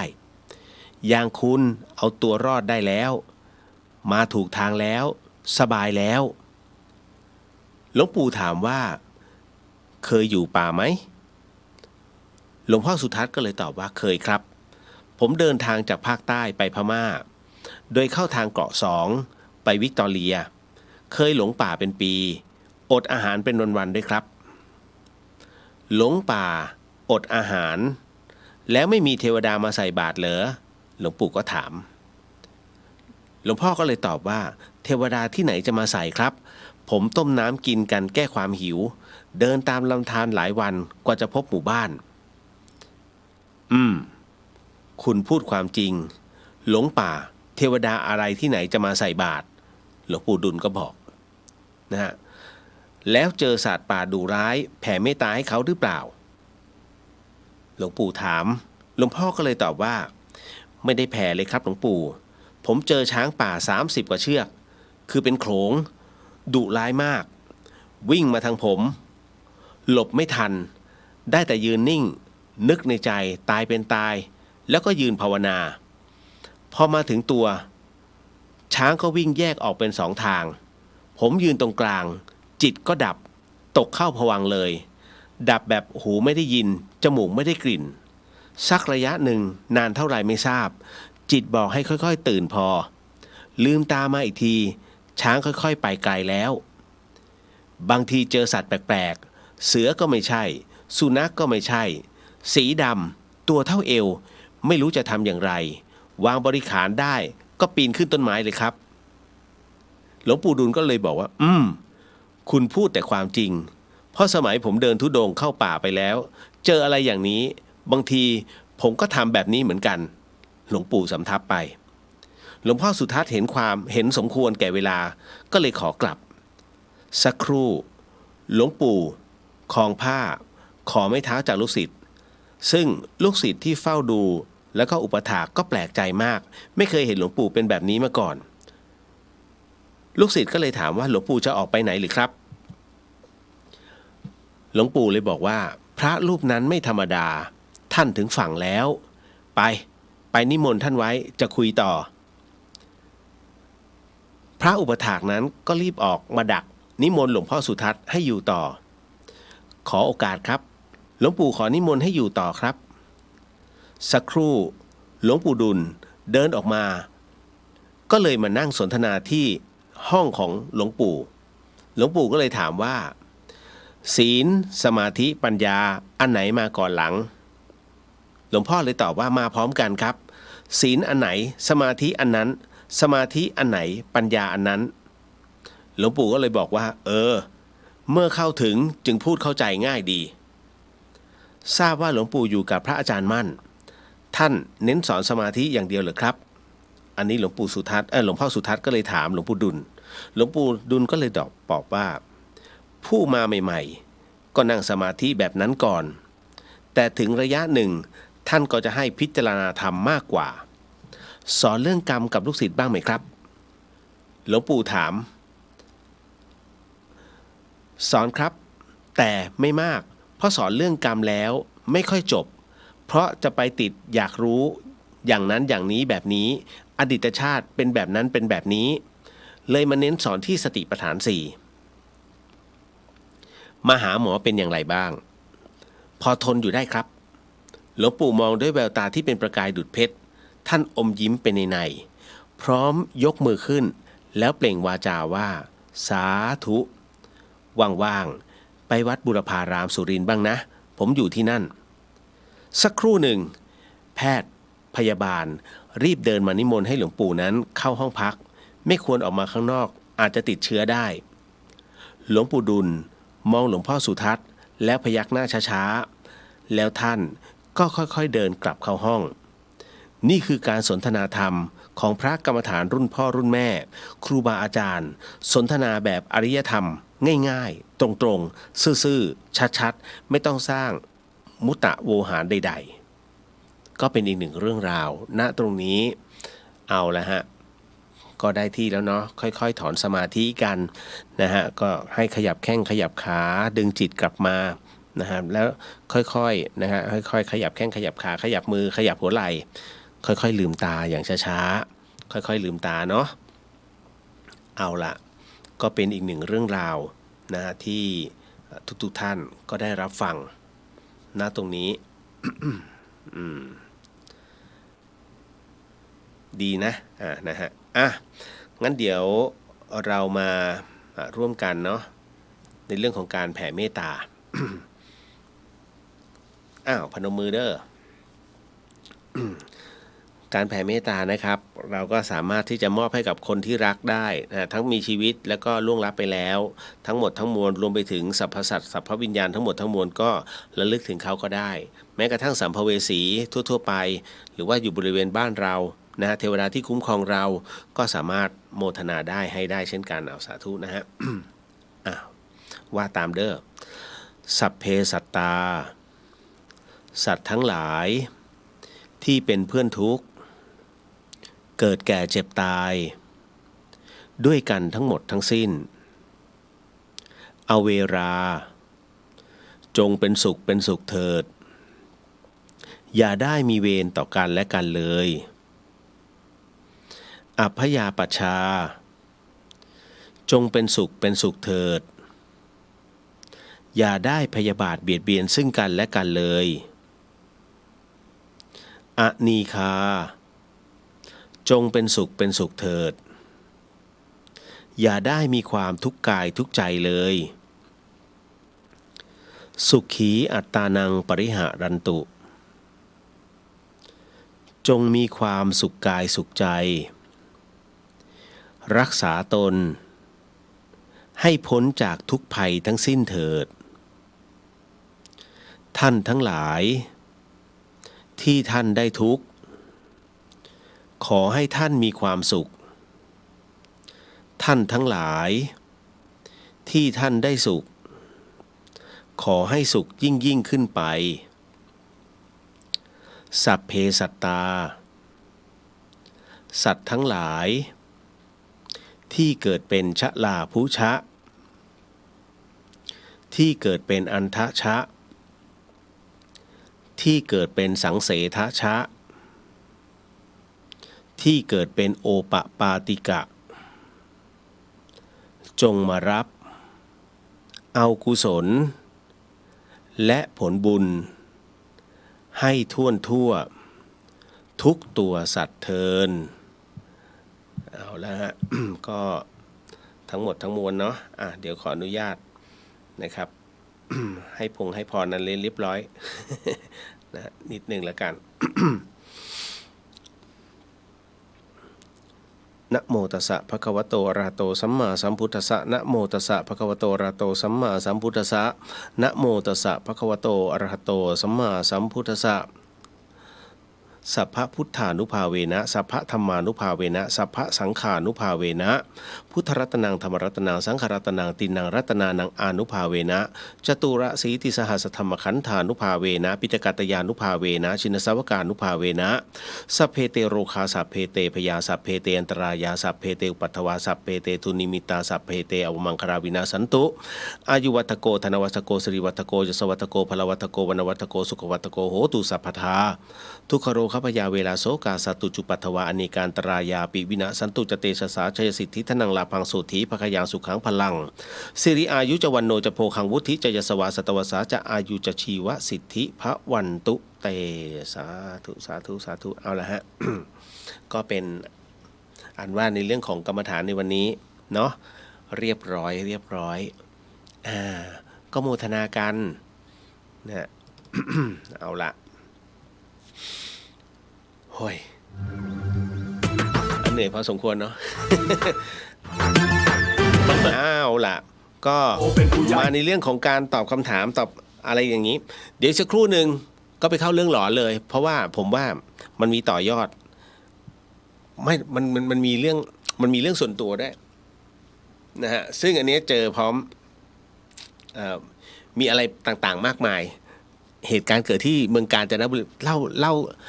ล่าทีไรแล้วก็มันนึกกับเรื่องของคือการไปเผชิญอะไรในป่าอย่างเงี้ยฮะมันมีอะไรมากมายที่เราคาดไม่ถึงนะฮะก็เยอะอยู่เหมือนกัน นะฮะเดี๋ยวสักครู่แล้วกันเนาะ เอาละฮะมาในเรื่องคำถามแรกเลยคำถามแรกในวันนี้นะฮะมีผู้ถามมาว่ามีพระลงแข่งกิจกรรมเดินวิ่งลอยฟ้าเมื่อวันที่26ที่ผ่านมาแบบนี้ผิดไหมคะจะเหลือเหรอ ผมเห็นข่าวแล้วทราบใช่ไหมฮะมีพระรูปหนึ่งฮะสายเทลนะฮะแข่งวิ่งลอยฟ้ารู้สึกเปิดสะพานอะไรทุกอย่างหนึ่งที่กรุงเทพนะแล้วท่านได้เบอร์ด้วยนะเขาเรียกไม่จำกัดเพศจำกัดวัยอันนี้สำนักพุทธก็เลยติงจริงๆต้องบอกว่าต้องถามวัตถุประสงค์ว่าท่านบวชเพื่ออะไรนะฮะคือถ้าท่านบวชแล้วแสดงว่าวัดนั้นไม่สอนเรื่องพระวินัยท่านนะฮะอันนี้ต้องบอกก่อนเข้าใจคำว่าการจะเดินการจะวิ่งการกุศลอะไรพวกนี้มันเป็นสิทธิส่วนตัวแต่ไม่ใช่กับพระท่านมีพระวินัยกำกับอยู่นะถ้าท่านมองว่าการใส่จีวรแล้วไปเดินแข่งหรือว่าวิ่งแข่งเนี่ยมันเป็นเรื่องสมควรเนี่ยอันนี้สึกเอาจริงนะฮะเพราะว่ามันไม่ใช่คือไม่งั้นท่านต้องไปทิเบตนะฮะอันนี้วิ่งขึ้นเขาลงเขาได้สบายใจนะฮะเพราะว่าถ้าเป็นลามะเนี่ยมันทำอะไรได้สะดวกหน่อยเขาไม่เหมือนเขาคือมหานิกายมันจะเคร่งมากๆนะตรงเนี้ยก็เลยต้องบอกก่อนว่าอะไรก็ตามที่ทำให้เกิดโลกาวชะหรือว่าโลกติเตียนเนี่ยมันก็ไม่เหมาะสมเพราะว่าถ้าท่านคือผู้นำให้ทำให้เสื่อมขึ้นมาเนี่ยชีวิตมันจะติดลบท่านการเป็นสมณะอยู่ก็คือมันจะไม่มีความสุขท่านจะกลายเป็นผู้แปลกนะผู้แปลกเลยและยิ่งถ้าสึกออกไปไอ้ภาพนี้มันจะอยู่ในใจ มันจะดิ่งลงนะฮะเพราะฉะนั้นมันไม่สมควรอยู่แล้วครับในเรื่องตรงนี้มันไม่เหมาะกับสมณสารูปนะครับเห็นแล้วฮะภาพโอ้โหท่านแล้วข้อสำคัญเนี่ยนั่นหมายถึงว่ายิ่งเราเป็นภิกษุเดี๋ยวขออนุญาตนะครับผมไม่ได้มาสอนพระนะฮะจริงๆท่านรู้กันอยู่แล้วนะคือพระท่านจะรู้เพียงแต่อันนี้ผมกำลังบอกให้กับฆราวาสที่ท่านไม่รู้นะฮะคือการเป็นพระเนี่ยฮะจะไปวิ่งปะปนอยู่กับเหล่าสีกาทั้งหลายเนี่ยนะฮะกางเกงขาสั้นแขนเว้าอย่างเงี้ยนะครับเราดูเป็นเรื่องธรรมดาแต่ถ้าไปเป็นในเรื่องของพระศาสนาเนี่ยไม่ได้นะฮะมันไม่เหมาะคือเราไม่รู้หรอกว่าจิตคิดไม่คิดแต่ท้ายที่สุดแล้วเนี่ยความเหมาะสมมันไม่เกิดแล้วก็ทำให้คนอื่นเขาเรียกว่าไปดูถูกพระศาสนาได้แล้วมันจะสร้างตัวกรรมให้คนอื่นเขาด้วยนะฮะเพราะการติงในเรื่องของงานพระศาสนานี่นะฮะต้องบอกเลยว่ามันจะก่อให้เกิดเป็นวจีกรรมเกิดขึ้นแรกเห็นเนี่ยท่านก็รู้ว่าสังคมปัจจุบันเนี่ยฮะมันไวมากเรื่องของสื่ออะไรต่างๆเนี่ยเห็นปุ๊บกูตัดสินแล้วโดยเอาตัวเองเป็นศูนย์กลางจากคำว่าตัวตนเป็นศูนย์กลางจักรวาลหมายถึงว่าความรู้สึกส่วนตนถ้าใครก็ตามที่เห็นปุ๊บแล้วเกิดความคิดลบเกิดขึ้นเนี่ยแสดงว่าท่านน่ะผิดตรงที่ว่าท่านไปแสดงแบบนั้นจนทำให้ทุกคนคิดเป็นลบเลยไม่มีใครคิดบวกนะฮะนอกจากคนที่เขาไม่รู้คือคนที่เขาต่างศาสนาน่ะเขาก็มองว่ามีพระมาร่วมด้วยอะไรอย่างเงี้ยมันไม่เหมาะฮะไม่เหมาะจริงๆนะตรงนี้ถามว่าผิดไหมผิดทั้งศีลในเรื่องของจริยะนะฮะแล้วก็ถามว่าผิดในเรื่องของในส่วนของความเป็นฆราวาสไม่ผิดหรอกนะแต่ว่าถ้าท่านถอดจีวรออกอ่ะอันเนี้ยเต็มที่เลยฮะพอดีท่านมียูนิฟอร์มไงนั่นแหละเลยไปกันใหญ่เลยคุณจินนะครับถามบอกว่าพระอาจารย์ภาสกรเป็นผู้ริเริ่มสวดโพชฌงค์ในไลฟ์แพนด้าตั้งแต่ช่วงโควิดระบาดใหม่และส่วนตัวได้สวดคุ้มครองตนมาถึงปัจจุบันนี้สาธุโอ้โมทนาสาธุนะฮะก็จริงๆบทนี้นะครับใช้ได้ผลนะก็ผมเองเนี่ยก็พยายามนะจริงๆต้องขออภัยจริงๆมันลืมไปแล้วแต่ทุกครั้งเวลาสวดที่กุฏิเนี่ยฮะก็จะมอบตรงนี้ให้กับคุณแม่นะฮะแล้วก็คุณพ่อหมอที่ป่วยอยู่ก็จะมอบให้ตลอดทุกครั้งไปนะคือจิตของเราเนี่ยเวลาเราน้อมอะไรก็ตามแล้วก็พุ่งเป้าไปเนี่ยมันมีพลังพอมันมีพลังเนี่ยนะฮะเราเองจับต้องไม่ได้เพราะด้วยพลังสมาธิหรือว่าพลังจิตเนี่ยมันเป็นเวฟมันก็เหมือนคลื่นวิทยุอะเฮ้ยทำไมไปติดวะทำไมรับไอ้คนนี้เราเปิดวอลเนี่ยไปพูดว่าหนึ่งว่าสองว่าแปดว่าสองว่าแปดไอ้ตรงนู้นได้ยินทำไมอ่ะแล้วทำไมเราไม่เห็นมันมาได้ยังไงเหมือนกับโทรศัพท์อะมันเป็นเวฟมันเป็นคลื่นนะครับจิตก็คือคลื่นเหมือนกันเรามีคลื่นไฟฟ้าผมถามว่าคุณสามารถจับต้องได้ไหมคลื่นไฟฟ้าในตัวจับต้องไม่ได้จริงๆแต่รู้ได้ไงว่ามันมีในตัวเรามีพลังไฟฟ้าหัวใจคุณไงหัวใจคุณที่เต้นน่ะมันเอาพลังมาจากไหนเลือดอย่างเดียวไม่พอฮะแล้วสมองสมองท่านน่ะที่มีค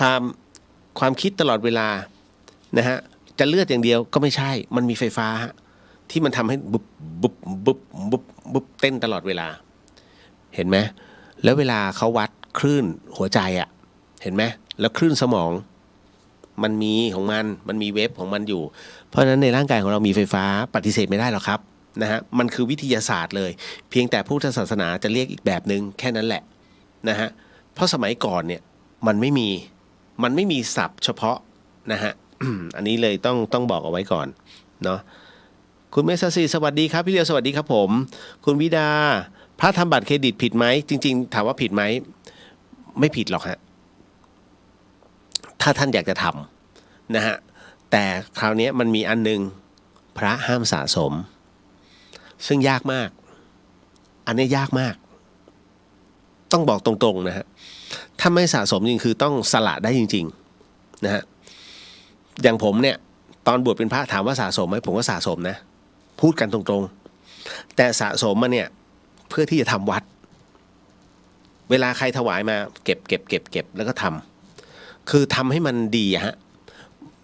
ผมไม่เสียดายนะไม่มีความเสียดายเลยตอนที่บวชเนี่ยเพราะอะไรมันเราทำให้มันดีขึ้นแล้วมันเห็นใครขึ้นมาก็ดูโล่งตาสะอาดตามันประทับใจมากกว่าอาหารใจอ่ะมันดีกว่ามองตรงไหนก็สบายจนกระทั่งทุกวันนี้ฮะเวลาไม่เคยคิดเสียดายเลยนะบางทีปัจจัยไม่พอเนี่ยเราก็เอาของเราเนี่ยโปะลงไปทำไปมันมีความสุขที่เห็นเพราะมันเป็นสาธารณะเวลาใครขึ้นมาบนวัดเขาก็เห็นนะก็เราทำจริงๆมันง่ายมากตรงนี้ฮะลองอันนี้ไม่ได้พูดถึงผู้ที่ร่วมบุญอยู่แล้วนะพูดถึงกับน้องๆที่เราฟังอยู่ที่ฟังย้อนหลังไปเนี่ยนะฮะท่านลองนิดนึงลองถ้าเจอผู้ยากไร้อะคุณป้าเนี่ยซึ่งไม่ยอมที่จะขอแต่ยอมที่จะขายผักของแกนะฮะซื้อไปเถอะนะฮะคุณป้าให้50 บาทไม่ต้องทอนทั้งที่แกขายกำละ5 บาทอันนั้นก็คือเต็มที่ของแกแล้วนะฮะช่วยกันแล้วคุณจะมีความรู้สึกว่าคำขอบคุณนั้นมันอิ่มมากมันอิ่มเป็นวันๆเลยนะไม่ต้องมีใครเห็นนะเราก็มีความรู้สึกมีความสุขลองดูนะครับพระทำบัตรเครดิตได้ไหมทำได้ฮะแต่จริงๆแล้วไม่ควรนะแหมไม่อยากจะบอกวัดหลวงทั้งหลายอย่าบอกจะใช้คำว่าหลักแสนนะไปดูสมุดบัญชี มีทุกรูป นะมีเป็นล้าน อย่าให้ปูด ผมไปเห็นอันหนึ่งฮะที่พุทธอิสระอดีตเป็นหลวงปู่นะไปเจอข้อหาตุ๋ยซะไม่รู้จริงไม่จริงนะแต่อันเนี้ยได้ยินเขาพูดแล้วรู้สึกว่าเขาก็พูดมีเหตุผลเขาบอกงี้ฮะว่าเนี่ยเรียนกันจังเลยมหามกุฏมหาจุฬาเรียนกันไปนะฮะทำไมเมื่อก่อนเนี้ยนะฮะหลวงปู่หลวงตาหลวงปู่มั่นเนี่ยหลวงปู่ดุลนะฮะหลวงปู่แหวนหลวงปู่ชอบนะฮะหลวงปู่ต่างๆเนี่ยจบป.4 บ้างป.6 บ้างนะฮะท่านก็บำเพ็ญของท่านไม่เห็นจะมามีข้อตรงเนี้ยนะแล้วทำไมเรารู้จักไหนลองหลับตาที่เรียนจบกันมาเนี่ยนะฮะมีรูปไหนมั่งที่เรานึกถึงมีคนตอบมาว่าไม่มี นึกไม่ถึงมันทำให้ผมตึกขึ้นมานิดนึงก็เลยมานั่งนึกคือจริงๆมีอย่างพระมหานิกายเนี่ยบางรูปเนี่ยฮะท่านก็ปฏิบัติจริงๆเพียงแต่ว่าไม่ได้เอกอุแบบนั้นนะฮะแต่กระดูกเป็นพระธาตุอย่างเงี้ยฮะเป็นก้อนทองเล็กๆเนี่ยก็เห็นมาแล้วพระมหานิกายเพียงแต่เราไม่ได้ไปเจอนะฮะแต่ส่วนใหญ่แล้วก็มานั่งนึกวิชาการกันจังแต่ไม่มีก็ถูกครับอย่างของอย่างเมื่อกี้ฮะที่ผมอ่านบทสนทนาของหลวงปู่ดูลกับหลวงพ่อสุทัศน์เนี่ยฮะหลวงปู่ดูลถึงได้บอกว่าแรกๆหลวงปู่มั่นให้ไปนั่งสมาธิแต่พอนานเข้าให้พิจารณาถูกต้องครับธรรมต้องพิจารณาธรรมเวลาผมเขียนบทความนั่นคือการพิจารณาธรรมชาติที่มันเกิดขึ้นรอบตัวแล้วผมเอาไปเขียนใน Facebook เสมอๆนะพิจารณาอารมณ์ตัวเองแล้วก็เอามาเขียนลงไปเสมอเพราะฉะนั้นเนี่ยผมยึดหลักในเรื่องของการพิจารณาทั้งหมดทั้งมวลเนี่ยด้วยสมาธิไม่ได้ทิ้งนะฮะสมาธิก็นั่งแต่ไม่ใช่ว่ามันนั่งต่อหน้าไม่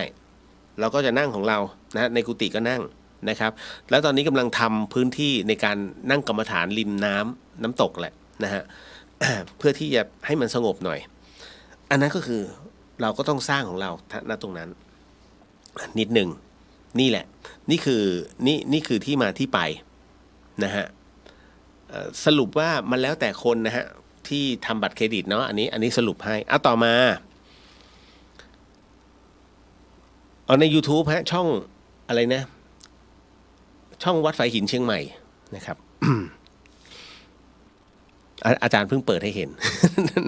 นะปกติผมจะไม่ค่อยพูดเรื่อง YouTube มีการเหยียบกันตายของผู้แสวงบุญ15 ศพแล้วก็บาดเจ็บในพิธีมหากุมภเมลาคือการไปอาบน้ำล้างบาปของชาวฮินดู แบบนี้คนที่ตายจะได้บุญไหมครับ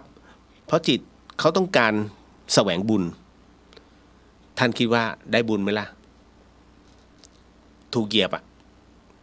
นะฮะคือจริงๆเนี่ยแรกๆมามีความตั้งใจเป็นกุศลแล้วนะฮะอันนี้จิตอันเป็นกุศลแต่พอเสร็จปุ๊บคือกลูกันเข้าไปเพื่อที่จะไปอาบน้ำเนี่ยฮะแล้วก็โดนเหยียบตาย15บาดเจ็บเป็น100ได้บุญไหมจะกลายเป็นบาปด้วยซ้ำนะฮะก็ไปเหยียบเขาตายแล้วก็ไปอาบน้ำชำระล้างบาปเอาตรงไหนล่ะนะฮะอันนี้เรียกคิดกันไปเองนะเพราะฉะนั้นเนี่ยมันแสวงบุญไม่จริงไง นะฮะพอแสวงบุญไม่จริงมันก็เลยเป็นอย่างเงี้ยนะฮะคุณผู้ฟังไม่ได้นะนั่นแหละดูแบบเต็มใจแบบฉันชำระแต่เหยียบเขาไปแล้วได้ตรงไหนมีผู้ถามมาว่าพุทธทันดรนะฮะคืออะไรครับพุทธทันดรเนี่ยมันเป็นช่องว่างอย่างพระพุทธเจ้าของเราเนี่ยฮะในภัททรกัปเนี้ยนะฮะมีด้วยกัน5พระองค์ถูกไหมฮะพระกกุสันโธพระโกนาคมโนพระกัสสโปแล้วก็พระโคตโมเหลือพระศรีอริยเมตไตรถูกไหมฮะในสมัยพระศรีอานเนี่ยช่วงระหว่างของเราอยู่ในพระโคดมนะฮะในสมัยพระโคดมซึ่งเราอยู่ในยุคนี้แต่หลังจากนี้ไปเนี่ยอีก 5,000 ปีตามพุทธธรรมนายนะครับซึ่งเราอยู่ในช่วงขาลงแล้วนะเพราะว่า 5,000 ปีนี่คือ 2,568 ถูกไหมฮะ 2,500 แล้วไงนะฮะครึ่งหนึ่งของ 5,000 คือ 2,500 นี่คือขาลงเริ่มวุ่นวายแล้วการเสื่อมสลายของพระพุทธศาสนานั้นไม่ใช่เอาประเทศไทยเป็นที่ตั้งนะมันจะเป็นแบบทั่วโลกโดยเฉพาะยิ่งในเขตของสุวรรณภูมินะฮะสุวรรณภูมิคือแผ่นดินทองซึ่งประกอบด้วยไม่ใช่ประเทศไทยไม่ใช่สนามบินสุวรรณภูมิไม่ใช่ฮะสุวรรณภูมินี้หมายถึงว่าประเทศไทยพม่าลาวกัมพูชาศรีลังกานะฮะอินเดียนะครับแล้วก็ทิเบตนะจะบอกภูฐานด้วยก็ได้นั่นคือแผ่นดินของศาสนาพุทธประเทศไทยเนี่ยเริ่มถอยลงแล้วที่ไหนแข็งแรงภูฐานแข็งแรงทิเบตกึ่งแข็งแรงกึ่งเสื่อมเพราะว่าจีนแอนตี้นะฮะแต่ภูฐานเนี่ยแข็งแรงมากเพราะฉะนั้นทั้งหมดทั้งมวลเนี่ยฮะต้องดูว่าเราจะรักษาได้มากน้อยแค่ไหนนะฮะพุทธทันดรนั้นหมายถึงว่าในช่วงของครบ 5,000 ปีพระสงฆ์เนี่ยนะฮะจะใช้วิธีแค่เหมือนกับเป็นผ้ากลัดเอาไว้ให้รับรู้ว่าอ๋อเนี่ยพระสงฆ์แค่นั้นเองคือในอนาคตเนี่ยอาจจะมีแบบใครโกนหัวมึงโดนประหารอะไรประมาณนี้ นะฮะก็ยังมีผู้ที่ต้องแบกรับนะตรงนี้ไปมีฮะจะมีนะอยู่เรื่อยๆแต่คราวนี้พอหลังจากหมดช่วงนี้ไปแล้วเขาเรียกว่าช่วงพุทธทันดรคือช่วงว่างเว้นของพระพุทธศาสนาแต่ไม่ได้ว่างเว้นพระพุทธเจ้านะไม่ได้ว่างเว้นพระพุทธเจ้าอ้าวไหนบอกว่าจะต้องอะไรละหมดตรงนี้เสร็จปุ๊บเนี่ยแล้วมีพุทธเป็นช่องว่างไงในช่วงช่องว่างก่อนที่พระศรีอะไรเป็นเขาเรียกโลกใหม่เกิดขึ้นแล้วจะมีพระศรีอริยเมตไตรนั้นเกิดขึ้นมาเนี่ยโอ้โหมันเยอะมากมันหลายคือต้องบอกไงดีมันหลายมันเป็นกลับนะฮะ พอเป็นกลับเสร็จปุ๊บเนี่ยนะฮะไอ้ช่วงระยะเวลาที่มันเว้นอยู่เนี่ยไม่ได้ขาดพระพุทธเจ้านะฮะแต่พระพุทธเจ้าที่จะมาแต่ละท่านเนี่ยคือพระปัจเจกพุทธเจ้านะมีพระปัจเจกพุทธเจ้าเกิดขึ้นดังนั้นเนี่ยในช่วงนี้แหละที่เขาเรียกว่าพระปัจเจกพุทธเจ้าไม่นับถ้าเป็นพุทธเจ้าจริงๆที่โปรดเวนยศาสตร์ทั้งหมดทั้งมวลเนี่ย ช่วงนี้แหละช่วงระหว่างพระโคดมที่ว่างเว้นไปจนถึงพระศรีอานเนี่ยฮะนี่แหละเขาเรียกพุทธทันดรพุทธันดรนะฮะในช่วงของพุทธันดรเนี่ยจะเกิดมีพระปัจเจกพุทธเจ้าขึ้นแค่นั้นนะมันเป็นช่องว่างฮะมันเป็นช่องว่างของยุคนะฮะเรียกว่าอย่างนั้นเนาะเก็ตเนาะต่อมาศีล 8เที่ยวว่ากล่าวนินทาคน ศีล 8เที่ยวว่ากล่าวนินทาคนอย่างนี้ผิดศีลไหมคะจะเหลือเหรอมันตีไปข้อมุสาคือคำว่ามุสาไม่ให้โกหกอย่างเดียวนะฮะอะไรก็ตามที่ทำให้เกิดผู้อื่นเสียหายอะไรก็ตามที่เกิดผลกระทบกับบุคคลที่3อะไรก็ตามที่เกิดขึ้นและผิดต่อในใจผิดศีลหมดศีล 8นะฮะเพราะฉะนั้นอย่าใช้คำว่าคนศีล 8เที่ยวกล่าวนินทาคน227ก็มีเยอะแยะ นะฮะคือท่านก็ลืมแต่ว่ามันเป็นศีลที่ปรับอาบัติได้แล้วก็ไปคือบอกอาบัติได้แค่นั้นแหละนะแต่ว่าศีล 8นั้นน่ะอย่างเราท่านมันเป็นการแอบอ้างฮะท่านเชื่ออย่างหนึ่งครับว่านิสัยยังไงก็ยังคือเป็นนิสัยถ้าไม่ฝึกให้นิสัยนั้นหายไปดังนั้นการปฏิบัติธรรมหมายถึงว่าเรากำลังขัดเกลาในสิ่งที่เราผิดพลาดเรากำลังทำในสิ่งที่คิดว่าเฮ้ยมันไม่ดีแล้วเราใช้ธรรมะเนี่ยเข้าไปข่มมันดูสิเรามีขันติเพียงพอแล้วก็ตามรู้ได้ไหมคือสติตามรู้ได้ไหม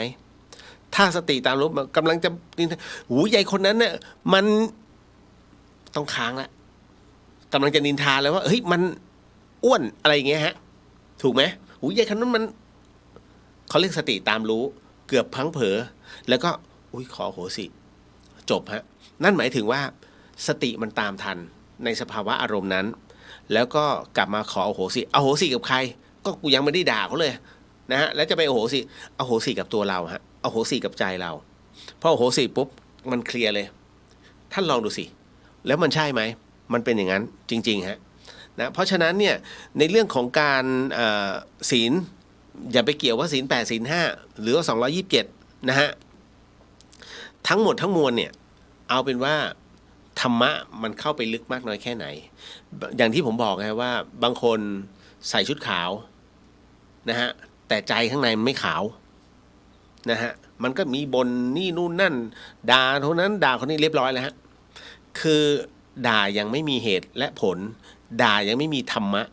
เรียบร้อยมันจะไม่เหมือนพ่อแม่ครูบาอาจารย์ที่ด่านะฮะถ้าด่าเอาแต่วอกแวกนู่นเลยไปผัดข้าวผัดกินเถอะทางนี้เพราะฉะนั้นถ้านั่งสมาธิอย่าไปวอกแวกนั่งก็คือนั่งหลับตาก็คือหลับตาจิตก็คือจิตอะไรอย่างนี้เป็นต้นฮะอันนี้คือท่านด่าเพื่อกระตุ้นแล้วก็ให้รับฟังว่าเฮ้ยนี่นะอย่าพลาดแค่นั้นเลยนี่แหละครับเพราะฉะนั้นในส่วนของตรงนี้ศีล 8เยอะแยะนะอันนี้ว่ากระทบหรือเปล่าไม่กระทบใครเป็นเช่นนั้นปรับซะนะฮะอย่ามาบอกว่าเธอเป็นใครจะมาว่าไม่ต้องเป็นใครหรอกครับนะฮะแค่คิดว่าเธอเป็นใครเนี่ยก็จบแล้วนะฮะถอยศีลเถอะครับให้มาศีล 5แบบเราแค่นั้นง่ายกว่านี่แหละอุ้ยตายแล้วอันนี้น้องเขาตอบพี่เลียวขอเหตุผลสัก3ข้อหน่อยค่ะว่าเราไม่ขอเหตุผลสัก3ข้อหน่อยค่ะว่าเราไม่ควรกลัวผี น้องมันเข้าใจถามนะฮะขอเหตุผลควรจะมีเหตุผลไหมฮะคือความกลัวมันไม่มีเหตุผลหรอกคุณผู้ฟังอยากกลัวก็กลัวถูกไหมเพราะฉะนั้นเนี่ยในส่วนของการกลัวผีเหตุผล1ง่ายๆเลยนะฮะวิญญาณเนี่ยเขาแค่เป็นพลังงานนะเอาจริงๆมันคือเว็บมันคือพลังงานสร้างเดี๋ยวคุณอยากรู้ใช่ไหมมันมีแอปหนึ่งเฮ้ยผมตกใจมากแอปเนี้ย จริงๆมันมีอยู่ในเครื่องแล้วผมไม่ได้เอามามันอยู่อีกเครื่องหนึ่ง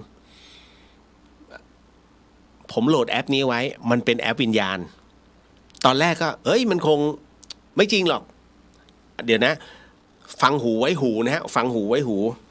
มันชื่อโกสอะไรสักอย่างหนึ่งผมก็โหลดมากะว่าเดี๋ยวลองเล่นเอาไว้เผื่อหลอกคนนู้นคนนี้ก็เปิดแอปเวลาไปไหนก็ตามเนี่ยเวลาเจอญาติทั้งหลายเนี่ยคือเขาจะรู้ว่าผมตายแล้วฟื้นมันต้องเห็นเนี่ยซึ่งจริงแล้วเอาจริงนะผมก็ไม่อยากเห็นถ้าเห็นแล้วเสียเงิน คำว่าเห็นในที่นี้คือถ้าพบเจอประเภทนี้เราต้องทำบุญไงนั่นหมายถึงว่าเขาก็รู้แล้วแหละว่าเราเห็นเพราะฉะนั้นก็จะปิดสวิตช์ตลอดเสร็จปุ๊บเราก็ลองดูซิแอปนี้เดี๋ยวไว้หลอกเอาไว้หลอกเขาเปิดตึ๊กขึ้นมาไอ้ช่วงที่เปิดเนี่ยจิตเราก็มันเปิดไปด้วยแล้วเราก็รู้ไงว่าโอเคเขาอยู่ตรงนี้เสานี้ท่านเชื่อไหมไอ้แอปเนี้ยมันขึ้นมันชี้ตึ๊กแล้วมันขึ้นเป็นโครงเลยตึ๊กตึ๊กตึ๊กตึ๊กตึ๊กเฮ้ยตอนแรกคิดว่าไม่น่าใช่แล้วลองหลายๆรอบแต่ละที่มันใช่หมดเลยเฮ้ยเจ๋งว่ะไอ้แอปตัวนี้เดี๋ยวผมไม่เอาเดี๋ยว เหมือนไปขายแอปให้เขา นั่นแหละแต่ว่าก็โอเคนะฮะแล้วหลังจากนั้นก็คือไม่เปิดสวิตช์ตัวเองแล้วก็ใช้ไอ้นี่เล่นเราก็จะรู้แล้วมันโอเคนะฮะบางทีมันขึ้นทีสองที่ตึกก็แสดงว่ามาด้วยกันพลังงานนี้มา2 ดวงรับรู้เป็นโครงไหมบางอันก็เป็นวงกลมให้บางอันก็เป็นโครงให้มาตาย โดยเฉพาะยิ่งผมว่าหน้าวัดฝายหินมันจะเป็นไอ้นี่ไงฮวงซุย เล่นว่ะ กลางวันก็ขึ้น นะฮะ อันนี้เล่าสู่กันฟังฮะเล่าสู่มันเป็นแอปเด็กๆแต่มันดูแล้วไม่น่าจะเด็กแล้วนะ แต่มันมีจริงไว้ต่อมาอันที่ 1นะฮะเหตุผลที่คุณไม่ควรจะกลัวผี 1ภพภูมิเขาต่ำกว่าเราพูดง่ายๆเลยเราเนี่ย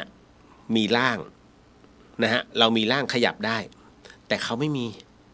เขามีแค่พลังงานนะฮะมันอยู่อีกเว็บหนึ่งนะมันอยู่คนละคลื่นอันที่ 2เขาเป็นแค่พลังงานในการสร้างรูปท่านสังเกตไหมทำไมเห็นทำไมการแปลผันของพลังงานให้เป็นรูปให้เป็นร่างนะฮะนั่นหมายถึงว่าเขากำลังทำการค้าอยู่มีเดี๋ยวพี่เลียววิญญาณมาทำการค้ามีฮะการปรากฏให้ใครสักคนเห็นหรือว่าให้อายตนะของคนคนนั้นได้สัมผัสอะไรสักอย่างหนึ่งให้รับรู้ว่ามันมีอยู่นะนั่นหมายถึงว่าเขากำลังทำการค้าช่วยทำบุญให้ฉันหน่อยส่งบุญให้ฉันนิดนึงบางคนก็อาจคิดไปเองหรือเปล่าแต่อย่างน้อยก็ลองดูแล้วกันนะถ้าไปตรงอื่นมันไม่กระทบแต่ตรงนี้มันกระทบแสดงว่าเขาต้องมาบอกอะไรสักอย่างหนึ่ง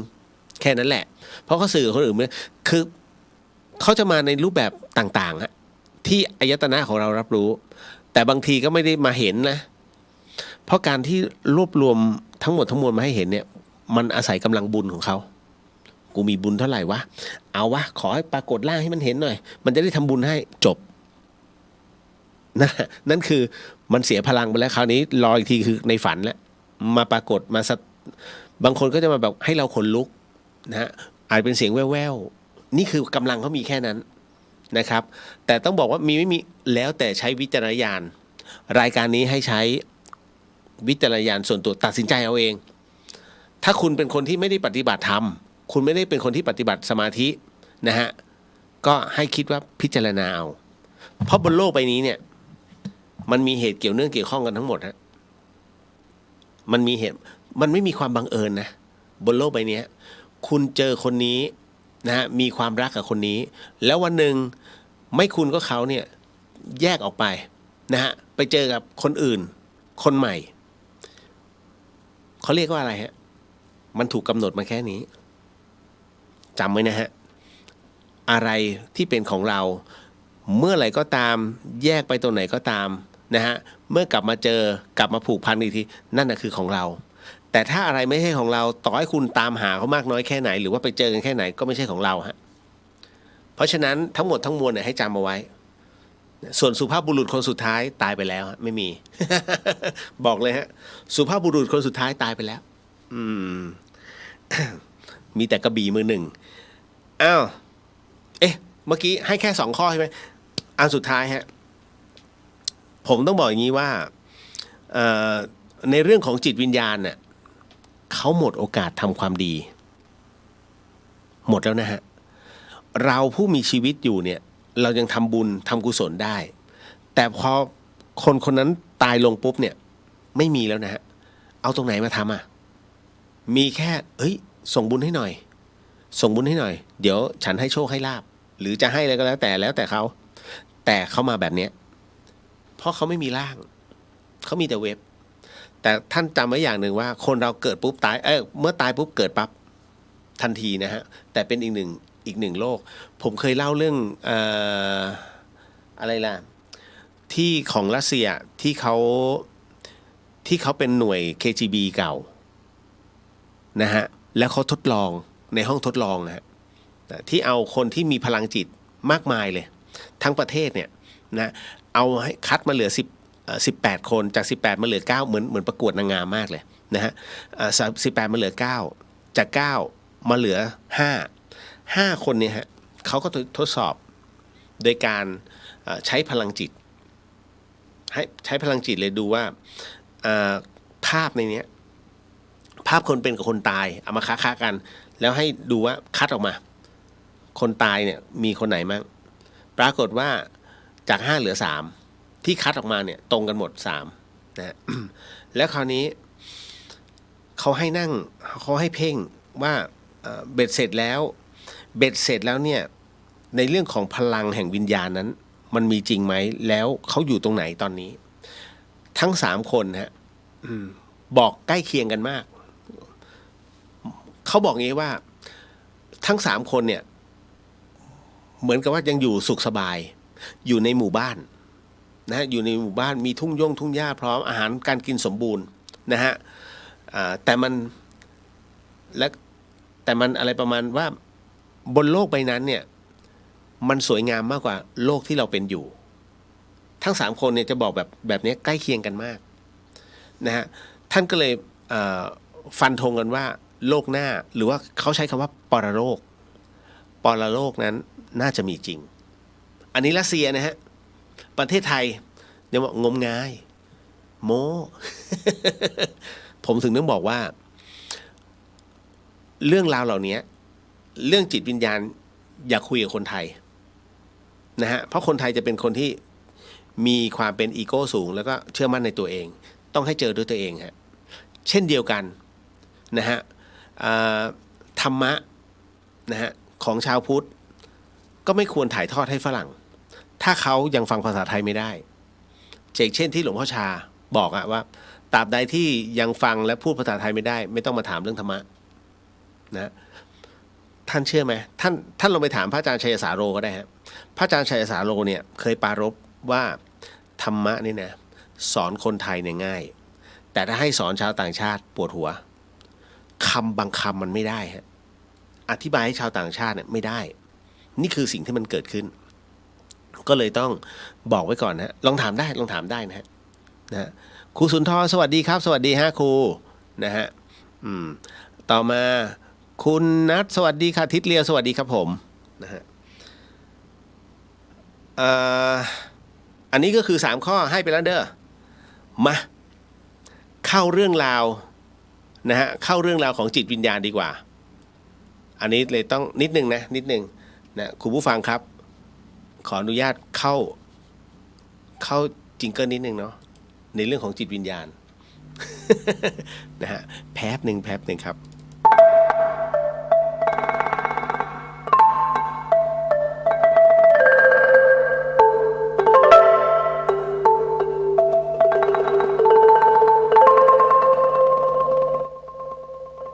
รายการนี้ไม่เหมาะกับเด็กอายุต่ำกว่า15 ปี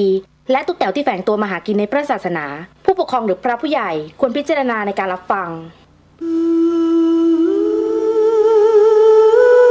คุณผู้ฟังครับ สิ่งที่ผมกำลังจะเล่าให้คุณผู้ฟังได้ยินได้ฟังเรื่องราวต่อไปนี้นั้น อย่าเชื่อนะฮะให้ฟังหูไว้หูแล้วก็ใช้วิจารณญาณทุกครั้งในการรับฟังเรื่องราวประเภทนี้ข้อสำคัญเนี่ยอยากให้คุณผู้ฟังนั้นได้ฟังเป็นนิยายเพราะเรื่องราวตรงเนี้ยเดี๋ยวมันจะไปแมทกับเรื่องของผมอีกเรื่องนึงอันนี้เล่าส่วนตัวซึ่งถ้าคนที่เป็นแฟนโพโลมาหลอนนะฮะตอนนั้นเนี่ยก็จะรู้ว่าเฮ้ยพี่เลียวมันเล่าอีกแล้วเรื่องนี้ ก็ต้องเล่าฮะเพราะมันเจอด้วยตัวเองอันนี้ก็คือมีน้องท่านหนึ่งนะฮะมาเล่าเรื่องนี้ให้ฟังนะครับก็มาเลยมาด้วยตัวขึ้นมาบนวัดเลยนะฮะแต่ผมบอกโทรได้ไหมคุยไม่เอาครับไม่เอาผมไม่ออกไมค์นะฮะมันจำเป็นฮะบอกพี่เลียวครับผมมีเรื่องมาเล่าให้ฟังฮะคือเรื่องของเรื่องก็คือว่าน้องเขาเป็นคนที่ชอบขี่มอเตอร์ไซค์เที่ยวตามป่าตามดอยคือถ้ามีวันหยุดจากงานเนี่ยเขาขี่มอเตอร์ไซค์กับพวกเพื่อนๆ4 คนนะ4 คันนะก็อย่างนี้เขาบอกว่าก็พอดีว่าเมื่อทริปที่ผ่านมาเนี่ยฮะไปเที่ยวดอยกันนะก็ไปเรียกว่าไปเปลี่ยนบรรยากาศรับลมหนาวนะครับเรื่องของเรื่องก็คือว่าในขณะที่ขี่รถไปผ่านหมู่บ้านหนึ่งผมก็จอดรถแล้วก็แวะซื้ออาหารแล้วก็เพราะว่าเครื่องดื่มนะฮะก็จริงๆก็ซื้อน้ำแข็งกันแหละพวกเครื่องดื่มเขาเตรียมขึ้นไปนะแล้วในขณะที่ลุงแกกำลังจัดของอยู่นะฮะทั้งลุงทั้งป้าจัดของให้พวกเนื้อหมูอะไรพวกนี้ผมก็ชวนแกคุยนะลุงแกก็จัดไปใส่ถุงไปก็คุยไปนะฮะเรื่องของเรื่องแกก็บอกว่าแกถามพวกผมจะไปไหนผมก็เลยบอกว่าอ๋อไปหาที่นอนรับลมหน่อยบนดอยนะฮะแกก็เลยบอกว่าไปให้มันดูดีๆล่ะนะอย่าลืมไหว้เทพไหว้ผีบ้างเนอะผมก็ตอบรับปากไปแต่พอคราวนี้พอไปถึงคราวนี้ฮะพอไปถึงที่ทุกคนก็จัดการกางเต็นท์นะเป็นลักษณะครึ่งวงกลมนะฮะก็จัดการพอกางเต็นท์อะไรเป็นที่เรียบร้อยก็มาถึงในช่วงของขั้นตอนของการเตรียมสัมภาระเตรียมอาหารคราวนี้ฮะในช่วงที่เขาก่อไฟกันเนี่ยแล้วก็เตรียมกับข้าวกับปลานะฮะบางคนก็มันก็ผู้ชายล้วนนะเขาก็บอกนี้ผมก็เห็นเพื่อนผมเนี่ยนะฮะมันเดินไปที่หลังต้นไม้นะฮะก็คงจะไปปัสสาวะนั่นแหละจริงๆเขาเขียนหนักกันนี้นะบอกเขาก็คงไปปัสสาวะนั่นแหละครับพี่แต่สักครู่หนึ่งไอคนที่ผมเห็นมันเดินไปที่หลังต้นไม้อ่ะมันดันออกมาจากเต็นท์ผมก็งงเลยฮะก็เลยถามว่าเฮ้ยเอ้านี่อยู่ในเต็นท์ตลอดเลยเหรอ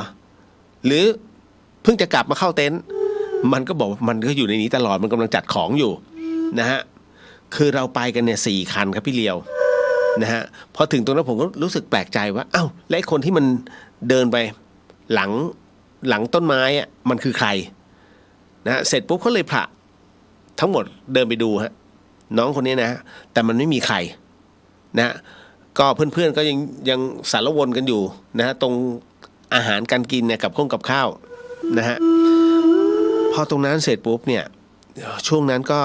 เขาก็ทำพวกเนื้อทอดนะชิ้นเขาเรียกลาบดิบอ่ะนะทำลาบดิบคือเมืองเหนือเป็นอย่างเงี้ยชอบมากไอ้พวกลาบดิบเนี่ยผมก็ต้องปล่อยเขาอะแต่คุณรู้ไหมนะฮะเจอเนื้อหมูดีๆก็ถือว่าโอเคไปแต่ถ้าเมื่อไหร่ก็ตามที่ท่านไปเจอในช่วงของที่มันหมูเนี่ยไอ้ตัวเนี้ยมันติดโรคขึ้นมาระวังหูดับนะฮะโรคหูดับแล้วเป็นเยอะมากนะแล้วก็อีกอันหนึ่งคือพยาธิพยาธิตัวตืดใช่ไหมไอ้ที่เขาสาวขึ้นมาไอ้ที่ล่าสุดนะโอ้โหน่ากลัวมากชอบดิบนะแล้วคนเมืองเป็นเยอะมากฮะพอถึงตรงนั้นเนี่ยก็เลยต้องบอกว่าทั้งหมดทั้งมวลนั้นนะฮะกำลังพูดคุยกันก็เตรียมอาหารกันสักประมาณทุ่มนิดๆนะฮะก็กินอาหารกันปรากฏว่าในขณะที่นั่งกินอยู่นะทุกคนก็หันไปทิศทางเดียวกันเลยเพราะว่ามีคุณป้าคนหนึ่งฮะคุณป้าคนนี้แกเดินแบบเท้าเปล่าเลยนะ เท้าเปล่าหรือเท้าเปลือยเลยฮะนะฮะแล้วก็เหมือนกับนุ่งผ้าแบบเหมือนผ้าสิ้นนะฮะก็คงจะเป็นผ้าสิ้นแหละแต่เขาบอกมันเหมือนผ้าสิ้นแต่มันเหมือนเป็นกระเปงกับกางเกงบวกกระโปรงนะฮะอารมณ์นั้นนะฮะแล้วก็เสื้อแขนยาวขาดนิดนะทั้งที่อากาศมันเย็นนะฮะเขาบอกก็เดินมานะปรากฏว่าป้าแกเดินมาแล้วก็เดินมาทุกคนเห็นด้วยแสงไฟนะฮะที่มันส่องกันอยู่ตรงนั้นเนี่ยป้าแกรีบแลบลิ้นฮะแผลบแลบลิ้นเลียปากตลอดจู่ๆแกก็มานั่งด้วยฮะมานั่งแต่นั่งแบบนั่งห่างๆนะฮะนั่งห่างๆเพราะว่าพวกน้องๆเขาเนี่ยนั่งกันอยู่ตรงกองไฟแต่ป้าเนี่ยนั่งห่างๆและแกก็พูดออกมาเหมือนว่าขอข้าวกินหน่อยขอข้าวกินหน่อยเพื่อนผมก็เลยไหนๆก็ไหนๆคือทุกคนกลัวหมดนะฮะเพราะอยู่เฮ้ยออกมาจากไหนจากป่าแล้วแลบลิ้นแผลบหัวฟูนะฮะพอเสร็จปุ๊บแกก็มาขอข้าวเพื่อนผมก็ยื่นเนื้อทอดให้แต่แกไม่เอานะฮะเพื่อนผมก็เลยเอาถ้วยนะฮะที่เป็นลาบดิบนะฮะก็กำลังจะแบ่งปุ๊บนะฮะแล้วก็เดินไปให้ปรากฏว่าเพื่อนผมมันเขาบอกงี้ฮะว่ามันถือเอาถ้วยไปเนี่ยแล้วจะไปแบ่งตรงนั้นแกคว้าถ้วยเดินไปเลยฮะแบบหายเข้าไปในความมืดแล้วไอ้ช่วงที่เดินหันหลังไปทุกคนเห็นเป็นเสียงเดียวคือแกยกถ้วยเหมือนกับยกซดแล้วมันเป็นเลือดคือลาบดิบมันเป็นเนื้อกับเลือดแล้วก็มีพวกเครื่องเทศนั่นแหละอุ้ย ในป่าคุณนะฮะไปเจอแบบนั้นแล้วเสร็จปุ๊บเพื่อนผมก็ทุกคนเลยร้องเสียงหลงเลยเฮ้ยนะฮะมันจะวิ่งตามแต่ผมก็ห้ามไว้คือสังเกตตั้งแต่แรกแล้วว่าคือป้าแกเหมือนกับคนไม่ปกติฮะที่สำคัญคือแกไม่ยอมเข้าใกล้กองไฟอันนี้น่าสนใจมากนะฮะพวกเราเนี่ยนั่งดื่มกันนะฮะก็กินกันไปด้วยแล้วก็ดื่มกันนะอย่างอื่นเนี่ยประมาณ4 ทุ่มก็เข้านอนฮะเพราะว่าน้ำค้างมันแรงมากแต่พวกเราก็พอเข้าไปนอนเสร็จปุ๊บเนี่ยพี่เลียวครับผมยังไม่ทันได้นอนหรอกแค่เข้าไปแป๊บเดียวปรากฏว่าเพื่อนผมอีก2 คนนะฮะก็มี4 เต็นท์นะแต่2 ใน 3มันหลุดเข้ามาที่เต็นท์ผมส่วนอีกคนเนี่ยมันเมาแต่หัวค่ำมันก็เลยนอนไปไม่รู้เรื่องนะฮะอยู่เต็นท์ในสุดคราวนี้ปรากฏว่าทั้งหมดทั้งมวลเนี่ยมันมารวมที่เต็นท์ผมด้วยความกลัวฮะแล้วมันมีเสียงฝีเท้าเดินมานะมันมีเสียงฝีเท้าเดินมาอย่างช้าๆแล้วก็เสียงเหมือนกับเป็นการลูดซิปเต็นท์นะคุณผู้ฟังแล้วพอลูดซิปเต็นท์เสร็จปุ๊บเนี่ยเหมือนกับไอ้เต็นท์นะว่างเพราะมาอยู่ที่เต็นท์ของน้องเขาแล้วเดินมาเต็นท์ที่2เอาแล้วฮะลูดอีกก็ปรากฏว่าไม่เจอคนคราวนี้น้องมาบอกเลยว่าพี่เลียวครับผม3 คนนี้แบบเอามือปิดปากเลยนะเสียงเท้านะเสียงฝีเท้านะมันมาหยุดตรงหน้าเต็นท์น้องบอกว่าผมเอาสร้อยออกมาเลยฮะเอาสร้อยพระออกมาเลยแล้วความระทึกมันเกิดขึ้นตรงนี้ฮะคุณผู้ฟังน้องเขาบอกว่าผมเห็นซิปของเต็นท์นะฮะค่อยๆลูดลงมาฮะลูดลงมาเสียงหนึ่งมันปรากฏขึ้นสวัสดีครับผมเป็นเจ้าหน้าที่ ผมเป็นเจ้าหน้าที่อุทยานฮะทุกคนแบบตกใจมากนึกว่าโดนแล้วนึกว่าโดนยายป้ามาก็ปรากฏว่าเจ้าหน้าที่ขอเชิญออกไปก่อนพูดคุยก่อนทั้งหมด3 คนเนี่ยออกไปอีกคนนึงมันเมาแล้วไงเจ้าหน้าที่เขาบอกว่าอย่างนี้ว่าตรงนี้มันเป็นเขตห่วงห้ามครับนะฮะเขตห้ามเพราะมันอันตรายนะฮะก็เลยคือได้ทราบข่าวว่ามีผู้ขึ้นมานอนบนนี้เขาก็เลยขึ้นมาตรวจมีเจ้าหน้าที่3 คนนะฮะแค่เดินมาคนเดียวอีก2 คนเขายืนอยู่ตรงรถแล้วจากนั้นเนี่ยเจ้าหน้าที่บอกว่าให้ก่อไฟเอาไว้นะคือจะให้เขา กลับลงไปตรงนี้คงไม่ใช่ก็ให้ก่อไฟไว้อย่าให้มอดผมก็ถามว่ามีอะไรหรือเปล่าเจ้าหน้าที่ก็บอกว่าไม่มีอะไรนะฮะเขาไม่บอกอะไรฮะแต่เขาก็บอกว่าหากมีอะไรให้โทรหาผมแล้วเขาก็ให้เบอร์มานะฮะแล้วจากนั้นก็บอกว่าแต่ถ้าสมมุติว่าจะลงไปทันทีทันใดเนี่ยผมก็อยู่ห่างจากตรงนี้3 กิโลนั่นน่ะก็ไปตรงนั้นได้คือแล้วเจ้าหน้าที่เขาก็ไปทิ้งให้3 คนนี้งงฮะ เฮ้ยทำไมเกิดอะไรขึ้นนะฮะก็จนกระทั่งก็ทำตามที่เจ้าหน้าที่บอกคือสุมไฟนะให้มันสว่างเข้าไว้ฮะคือมันก็นอนหลับมั่งไม่หลับมั่งนั่นแหละจนกระทั่งรุ่งเช้านะฮะพอเสร็จปุ๊บทุกคนก็เก็บของตามคำที่ป่าไม้บอกนะฮะปรากฏว่าพอเก็บของเสร็จช่วงสายๆในหลังจากกินข้าวเช้าแล้วมันก็ขี่มอเตอร์ไซค์ลงไปพอขี่มอเตอร์ไซค์ลงไปเสร็จปุ๊บก็เลยไปเจอเจ้าหน้าที่ก็คือโทรคุยกันแล้วว่าเดี๋ยวผมแวะไปก็ไปพอไปเจอเจ้าหน้าที่ปรากฏว่าเจ้าหน้าที่ท่านก็บอกว่าตรงนั้นน่ะจริงๆแล้วแถบบริเวณนั้นน่ะห้ามไปนะเพราะว่าคือล่าสุดน่ะมันก็มีเหตุเป็นเหตุที่เรียกว่ามีผู้เสียชีวิตเกิดขึ้นก็เป็นชาวบ้านนี่แหละฮะไปหาของป่าอารมณ์นั้นน่ะแต่ท้ายที่สุดแล้วมันไม่ใช่ที่มาที่ไปนั่นก็คือเขาบอกว่าอารมณ์ผีโพงฮะอารมณ์ว่าผีโพงซึ่งมันจะมาในช่วงแบบเนี้ยทุกคนก็เลยสงสัยว่าน่าจะเป็นคุณยายคนนั้นหรือเปล่าคุณป้าคนนั้นหรือเปล่าไอ้ที่แลบลิ้นแผลบๆแล้วก็ไปเลยแล้วมันไม่มีบ้านพักไม่มีบ้านคนเลยนะคุณผู้ฟังตลอดระยะถึงต้องคือบ้านหลังแรกก็ที่พักที่แรกคือของเจ้าหน้าที่ป่าไม้น่าคิดมากน้องก็เลยมาเล่าให้ฟังตรงเนี้ยแต่ผมว่ามันเป็นผีโพงเขาสรุปให้เลยผมว่าไม่มั่นใจแต่คราวนี้มาเข้าสู่เรื่องราวของผมบ้างสิ่งที่คุณผู้ฟังกำลังจะได้ยินได้ฟังเรื่องราวจากพี่เลียวต่อไปนี้อย่าเชื่อนะฮะฟังหูไว้หูแล้วก็ใช้วิจารณญาณทุกครั้งในการรับฟังเรื่องราวประเภทนี้ข้อสำคัญเนี่ยอยากให้คุณผู้ฟังได้ฟังเป็นนิยายเพราะว่าเรื่องที่ผมเจอกันอันนี้เหตุการณ์เกิดขึ้นที่จังหวัดกาญจนบุรีตอนนั้นเนี่ย มีผมมีพี่สาวแล้วมีเพื่อนพี่สาวนะครับก็ไปว่าจะไปวัดป่าลำขาแข้งนะฮะอยู่ที่อำเภอศรีสวัสดิ์วัดป่าอำเภอศรีสวัสดิ์นะวัดป่าลำขาแข้งคือวัดสแตนเลสแห่งแรกของประเทศไทยนะวัดสแตนเลสเลย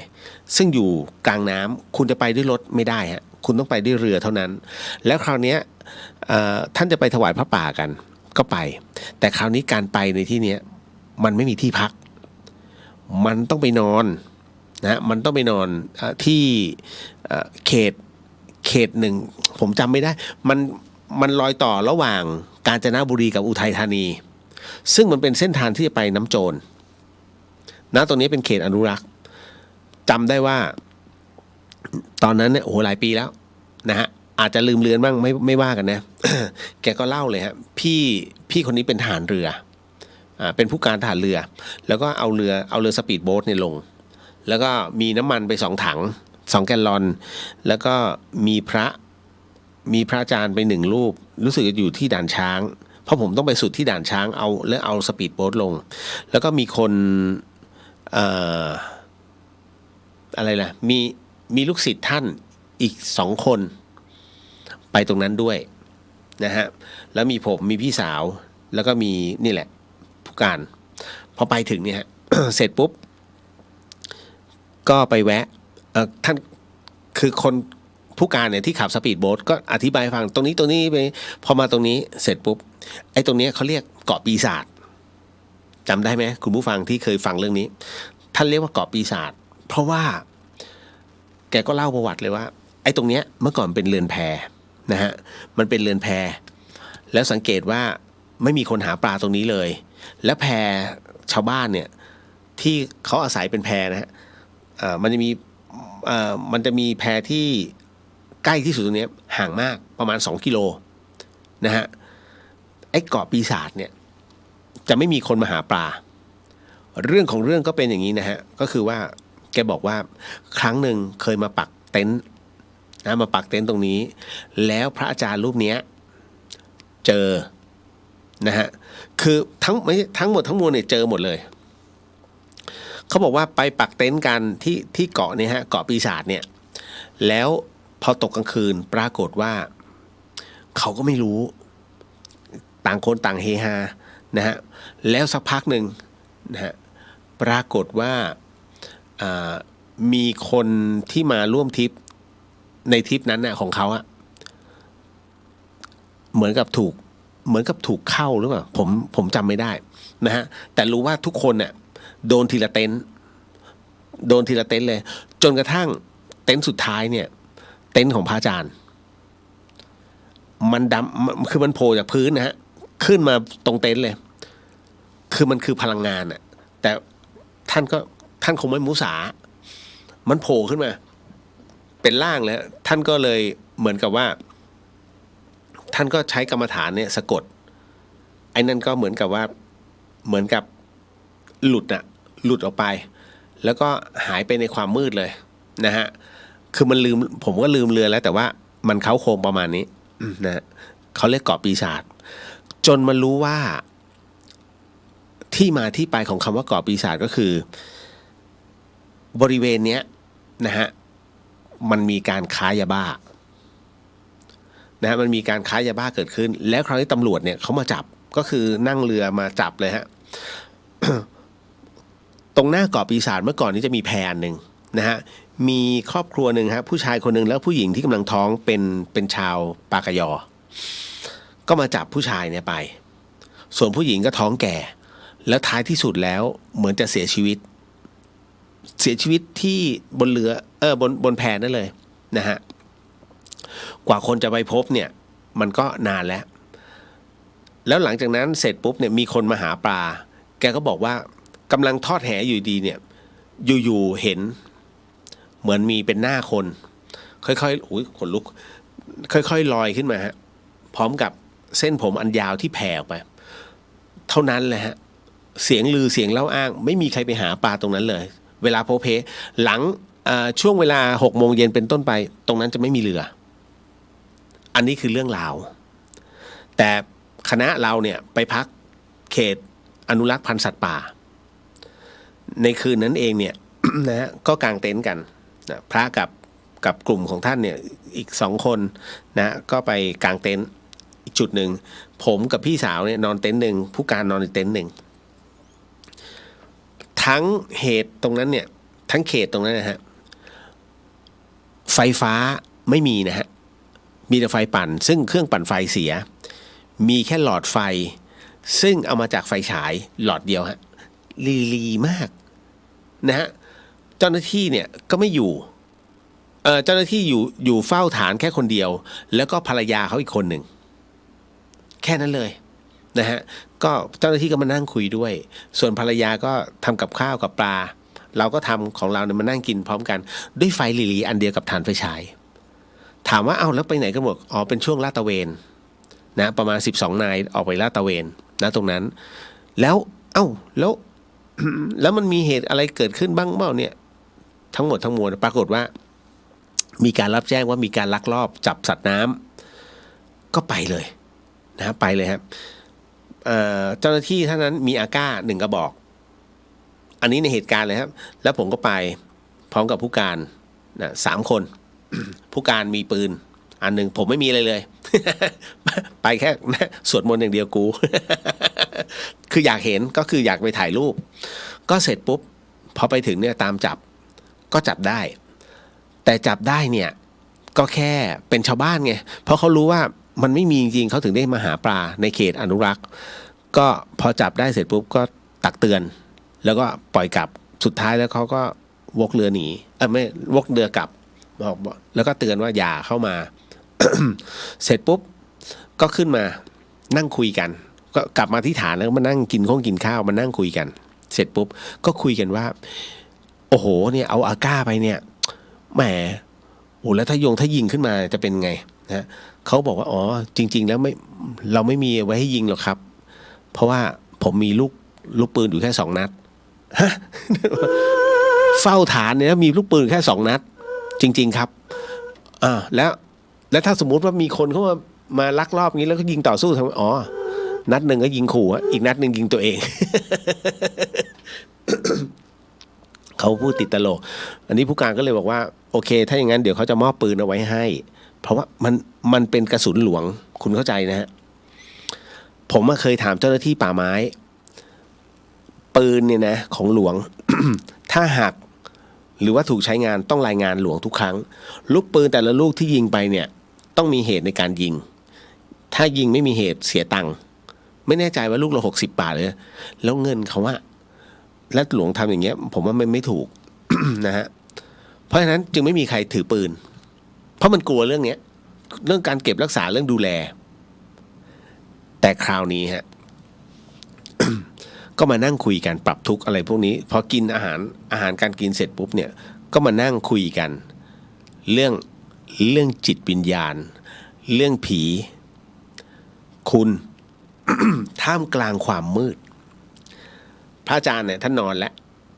ท่านเป็นชาวไทยใหญ่แล้วเก่งมากนะเรื่องวิชาอาคมเนี่ยแต่ท่านนอนแล้วในส่วนของท่าน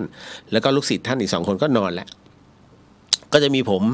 มีพี่สาวมีผู้การแล้วก็มีเจ้าหน้าที่พร้อมภรรยา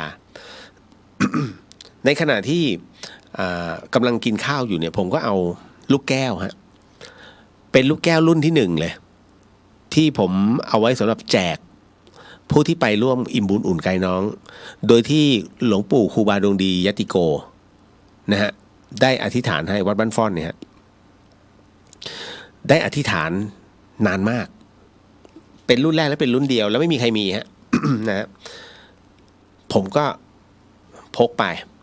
ตอนนั้นรู้สึกพกไป9 ลูกก็แจกหมดเลยบอกพี่เอาไว้และอันนี้ทั้งหมดทั้งมวลเดี๋ยวถ้าเหลือจากตรงเนี้ยเอาไว้ พรุ่งนี้เดี๋ยวผมจะมอบให้ก็ปรากฏโอ้ดีมากเลยครับ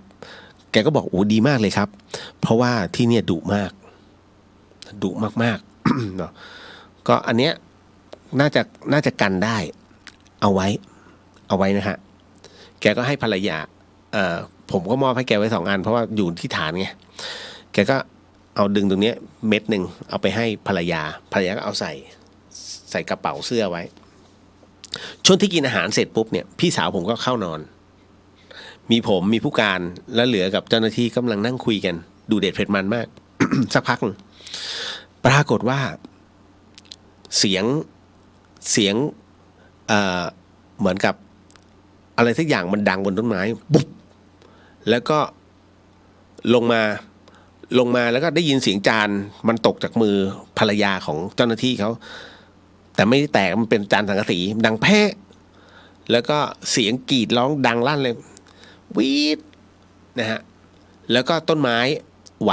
เป็นช่วงๆเลยปุ๊บแบบนั้นเลยนะฮะก็ดูผู้การขึ้นแม็กแล้วแชะแล้วนะครับ ผมก็เลยบอกว่าพี่ไม่ต้องมันไม่ใช่คน บอกมันไม่ใช่คนแกก็เบออะไรเสร็จปุ๊บเจ้าหน้าที่เขาบอกอ๋อพวกผีโพงผีป่าครับพูดคำนี้นะว่าผีโพงผีป่าก็เลยบอกเอ้าแล้วมันเป็นอะไรเกิดขึ้นบอกผมก็ไม่รู้เหมือนกันปรากฏว่าภรรยาแก ซึ่งกำลังล้างจานอยู่นะฮะแกก็เลยบอกว่าแกก็ตะโกนคุยมาเมื่อกี้เหมือนกับมันมีอะไรสักอย่างนึงมันมาโดนหนูแล้วมันก็กระเด็นไปนะแล้วมันก็ร้องกรี๊ดไปเนี่ยนะเสร็จปุ๊บก็เลยมานั่งพอเขาล้างจานเสร็จปุ๊บ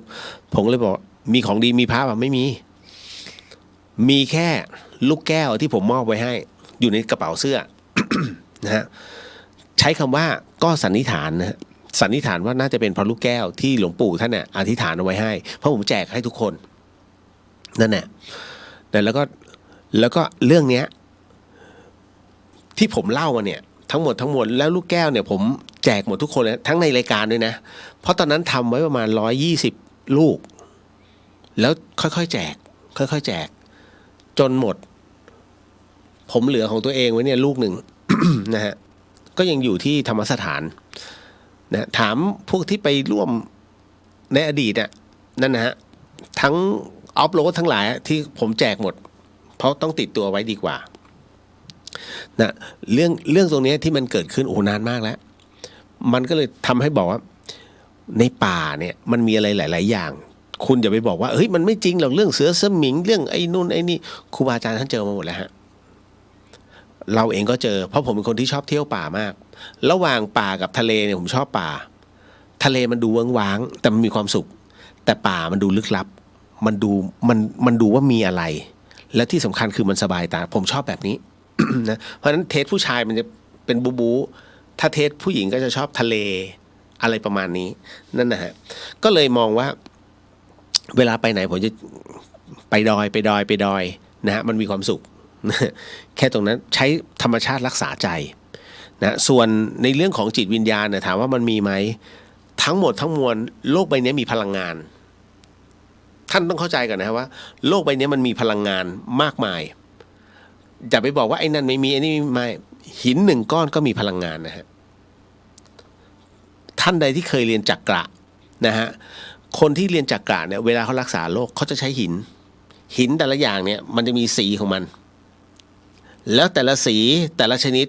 มีพลังคุณเหล่งไม่รู้ยังฟังอยู่ว่าคุณเหล่งอ่ะ เป็นคนที่มอบไม่ว่าจะเป็นเยตันหรือว่าหินต่างๆเนี่ยผมจะเอามาทุกครั้งนะฮะเพราะเรารับรู้ว่าเฮ้ยมันมีพลังจริงๆและเป็นพลังที่มันรักษาหรือว่ามันเชื่อมได้แต่ละอย่างแต่ท่านต้องนั่งสมาธิให้ได้สมาธิท่านต้องมั่นคือมันต้องนิ่งจริงๆฮะท่านถึงจะรับรู้ถึงพลังของมันได้นะบางคนคิดว่ามันไม่มีพลังหรอกแค่ท่านไปจับหินนะทำไมมันเย็นทำไมมันไม่เหมือนกับโต๊ะทั่วๆไปทำไมอ่ะก็มันเย็นอ่ะก็นั่นแหละอยากรู้ว่าแล้วทำไมมันเย็นล่ะทำไมมันไม่เหมือนหินมันไม่เหมือนปูนทั่วๆไปที่มันไม่เย็นหรือว่าโต๊ะทั่วๆไปที่มันไม่มีความรู้สึกแต่ทำไมมันเย็นก็มันอยู่ในอากาศก็ใช่ไงแล้วทำไมมันเย็นเพราะมันซึมซับมันดูดพลังได้มันดูดจนมีความเย็นของอากาศเข้าไปเกาะได้เห็นไหมถ้าเรามันไปเผาไฟสิแล้วทำไมมันร้อนอ่ะก็เพราะมันดูดพลังไงเพราะฉะนั้นหินจึงมีพลังไงฮะเพียงแต่เลือกใช้ให้ถูกว่าพลังแบบไหนหินสีเขียวก็จะเป็นอีกพลังหนึ่งหินสีน้ำตาลหินสีชมพูก็จะเป็นพลังอีกแบบหนึ่งเพราะฉะนั้นพลังธรรมชาติจึงมีเยอะมากฮะเพียงแต่ท่านไม่รู้เองว่าอะไรให้พลังแบบไหนแต่ถ้าท่านจับมันถูกว่าพลังอะไรแบบไหนเนี่ยโรคบางโรคอาจจะทุเลาลงนะฮะสิ่งบางสิ่งที่มันหนักมันอาจจะคลายลงแต่ถ้าถามว่าหายไปทั้งหมดไหมยากมันอยู่ที่ตัวจิตของเราแค่นั้นเลยฮะนะฮะพี่สุวรรณยาสวัสดีค่ะสวัสดีครับพี่นะนางเอกย่อมมาตอนจบเสมอฮะ จะหมดเวลาแล้วขอบพระคุณมากครับพี่ของพี่สุวรรณยาก็ร่วมบริจาคนะฮะในส่วนตรงนี้ให้กับเด็กๆด้วยเช่นกันก็ทั้งหมดทั้งมวลนะฮะผมบอกแล้ววันนี้มันหนักไปเรื่องหลอนเพราะมันมีเรื่องต่อเนื่องในส่วนของที่น้องไปเจอบนดอยนะครับเรื่องราวเหล่านี้อย่าได้เจอดีกว่าบางคนก็อุ้ยทั้งนั้นไม่มันไม่ได้น่ากลัวฮะตรงไหนที่มีแสงไฟตรงไหนที่มีเสียงเพลงเขาไม่มาเว็บนะมันเป็นเกี่ยวกับการคลื่นเสียงทั้งหมดทั้งมวลนี่แหละเพียงแค่บัดนี้อุทยานห้ามเปิดเสียงดัง โอกาสเจอจึงสูง นะฮะจริงๆมีคำถามอีกพอสมควรเดี๋ยวเอาไว้ผมไปต่อนะฮะต่อเนื่องอีกทีหนึ่งเพราะตอนนี้ก็ได้เวลาพอสมควรนะครับอันนี้ขอฝากนะฮะอิ่มบุญอุ่นกายน้องพี่สุวรรณยาไปเซ็นเตอร์มาค่ะ นะฮะ ก็เดี๋ยววันที่12มาครับบูชาเนี่ยเดี๋ยวเราจะมีอโหสิกรรมนะพิธีอโหสิกรรมแล้วก็เวียนเทียนบนวัดฝายหินเดี๋ยวผมไปดูก่อนว่ามีอะไรพอแจกให้ได้บ้างก็อย่างที่ผมบอกอะว่าการแจกอะไรก็ตามเนี่ยมันเป็นเหมือนกับของกำนันมันเป็นเหมือนกับการขอบคุณนะที่เราท่านได้มาร่วม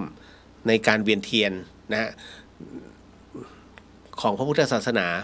ไม่ต้องเสียเงินอะไรทั้งนั้นนะฮะผมบอกแล้วว่าในส่วนของ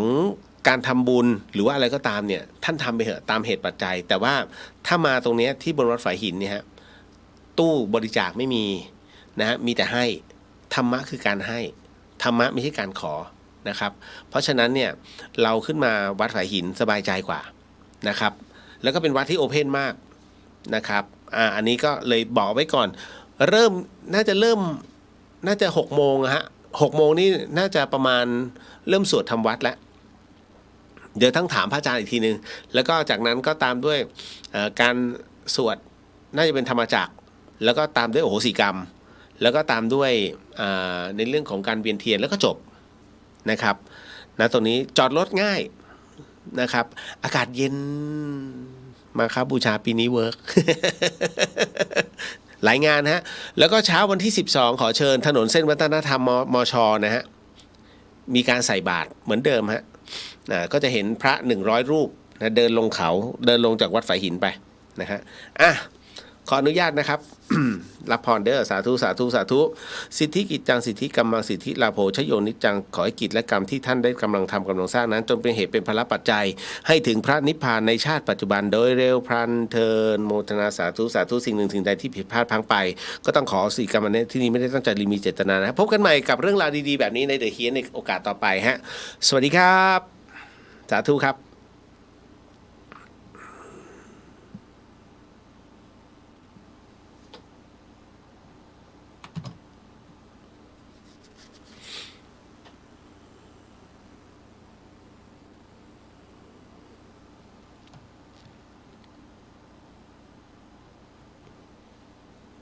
สาขาโลตัส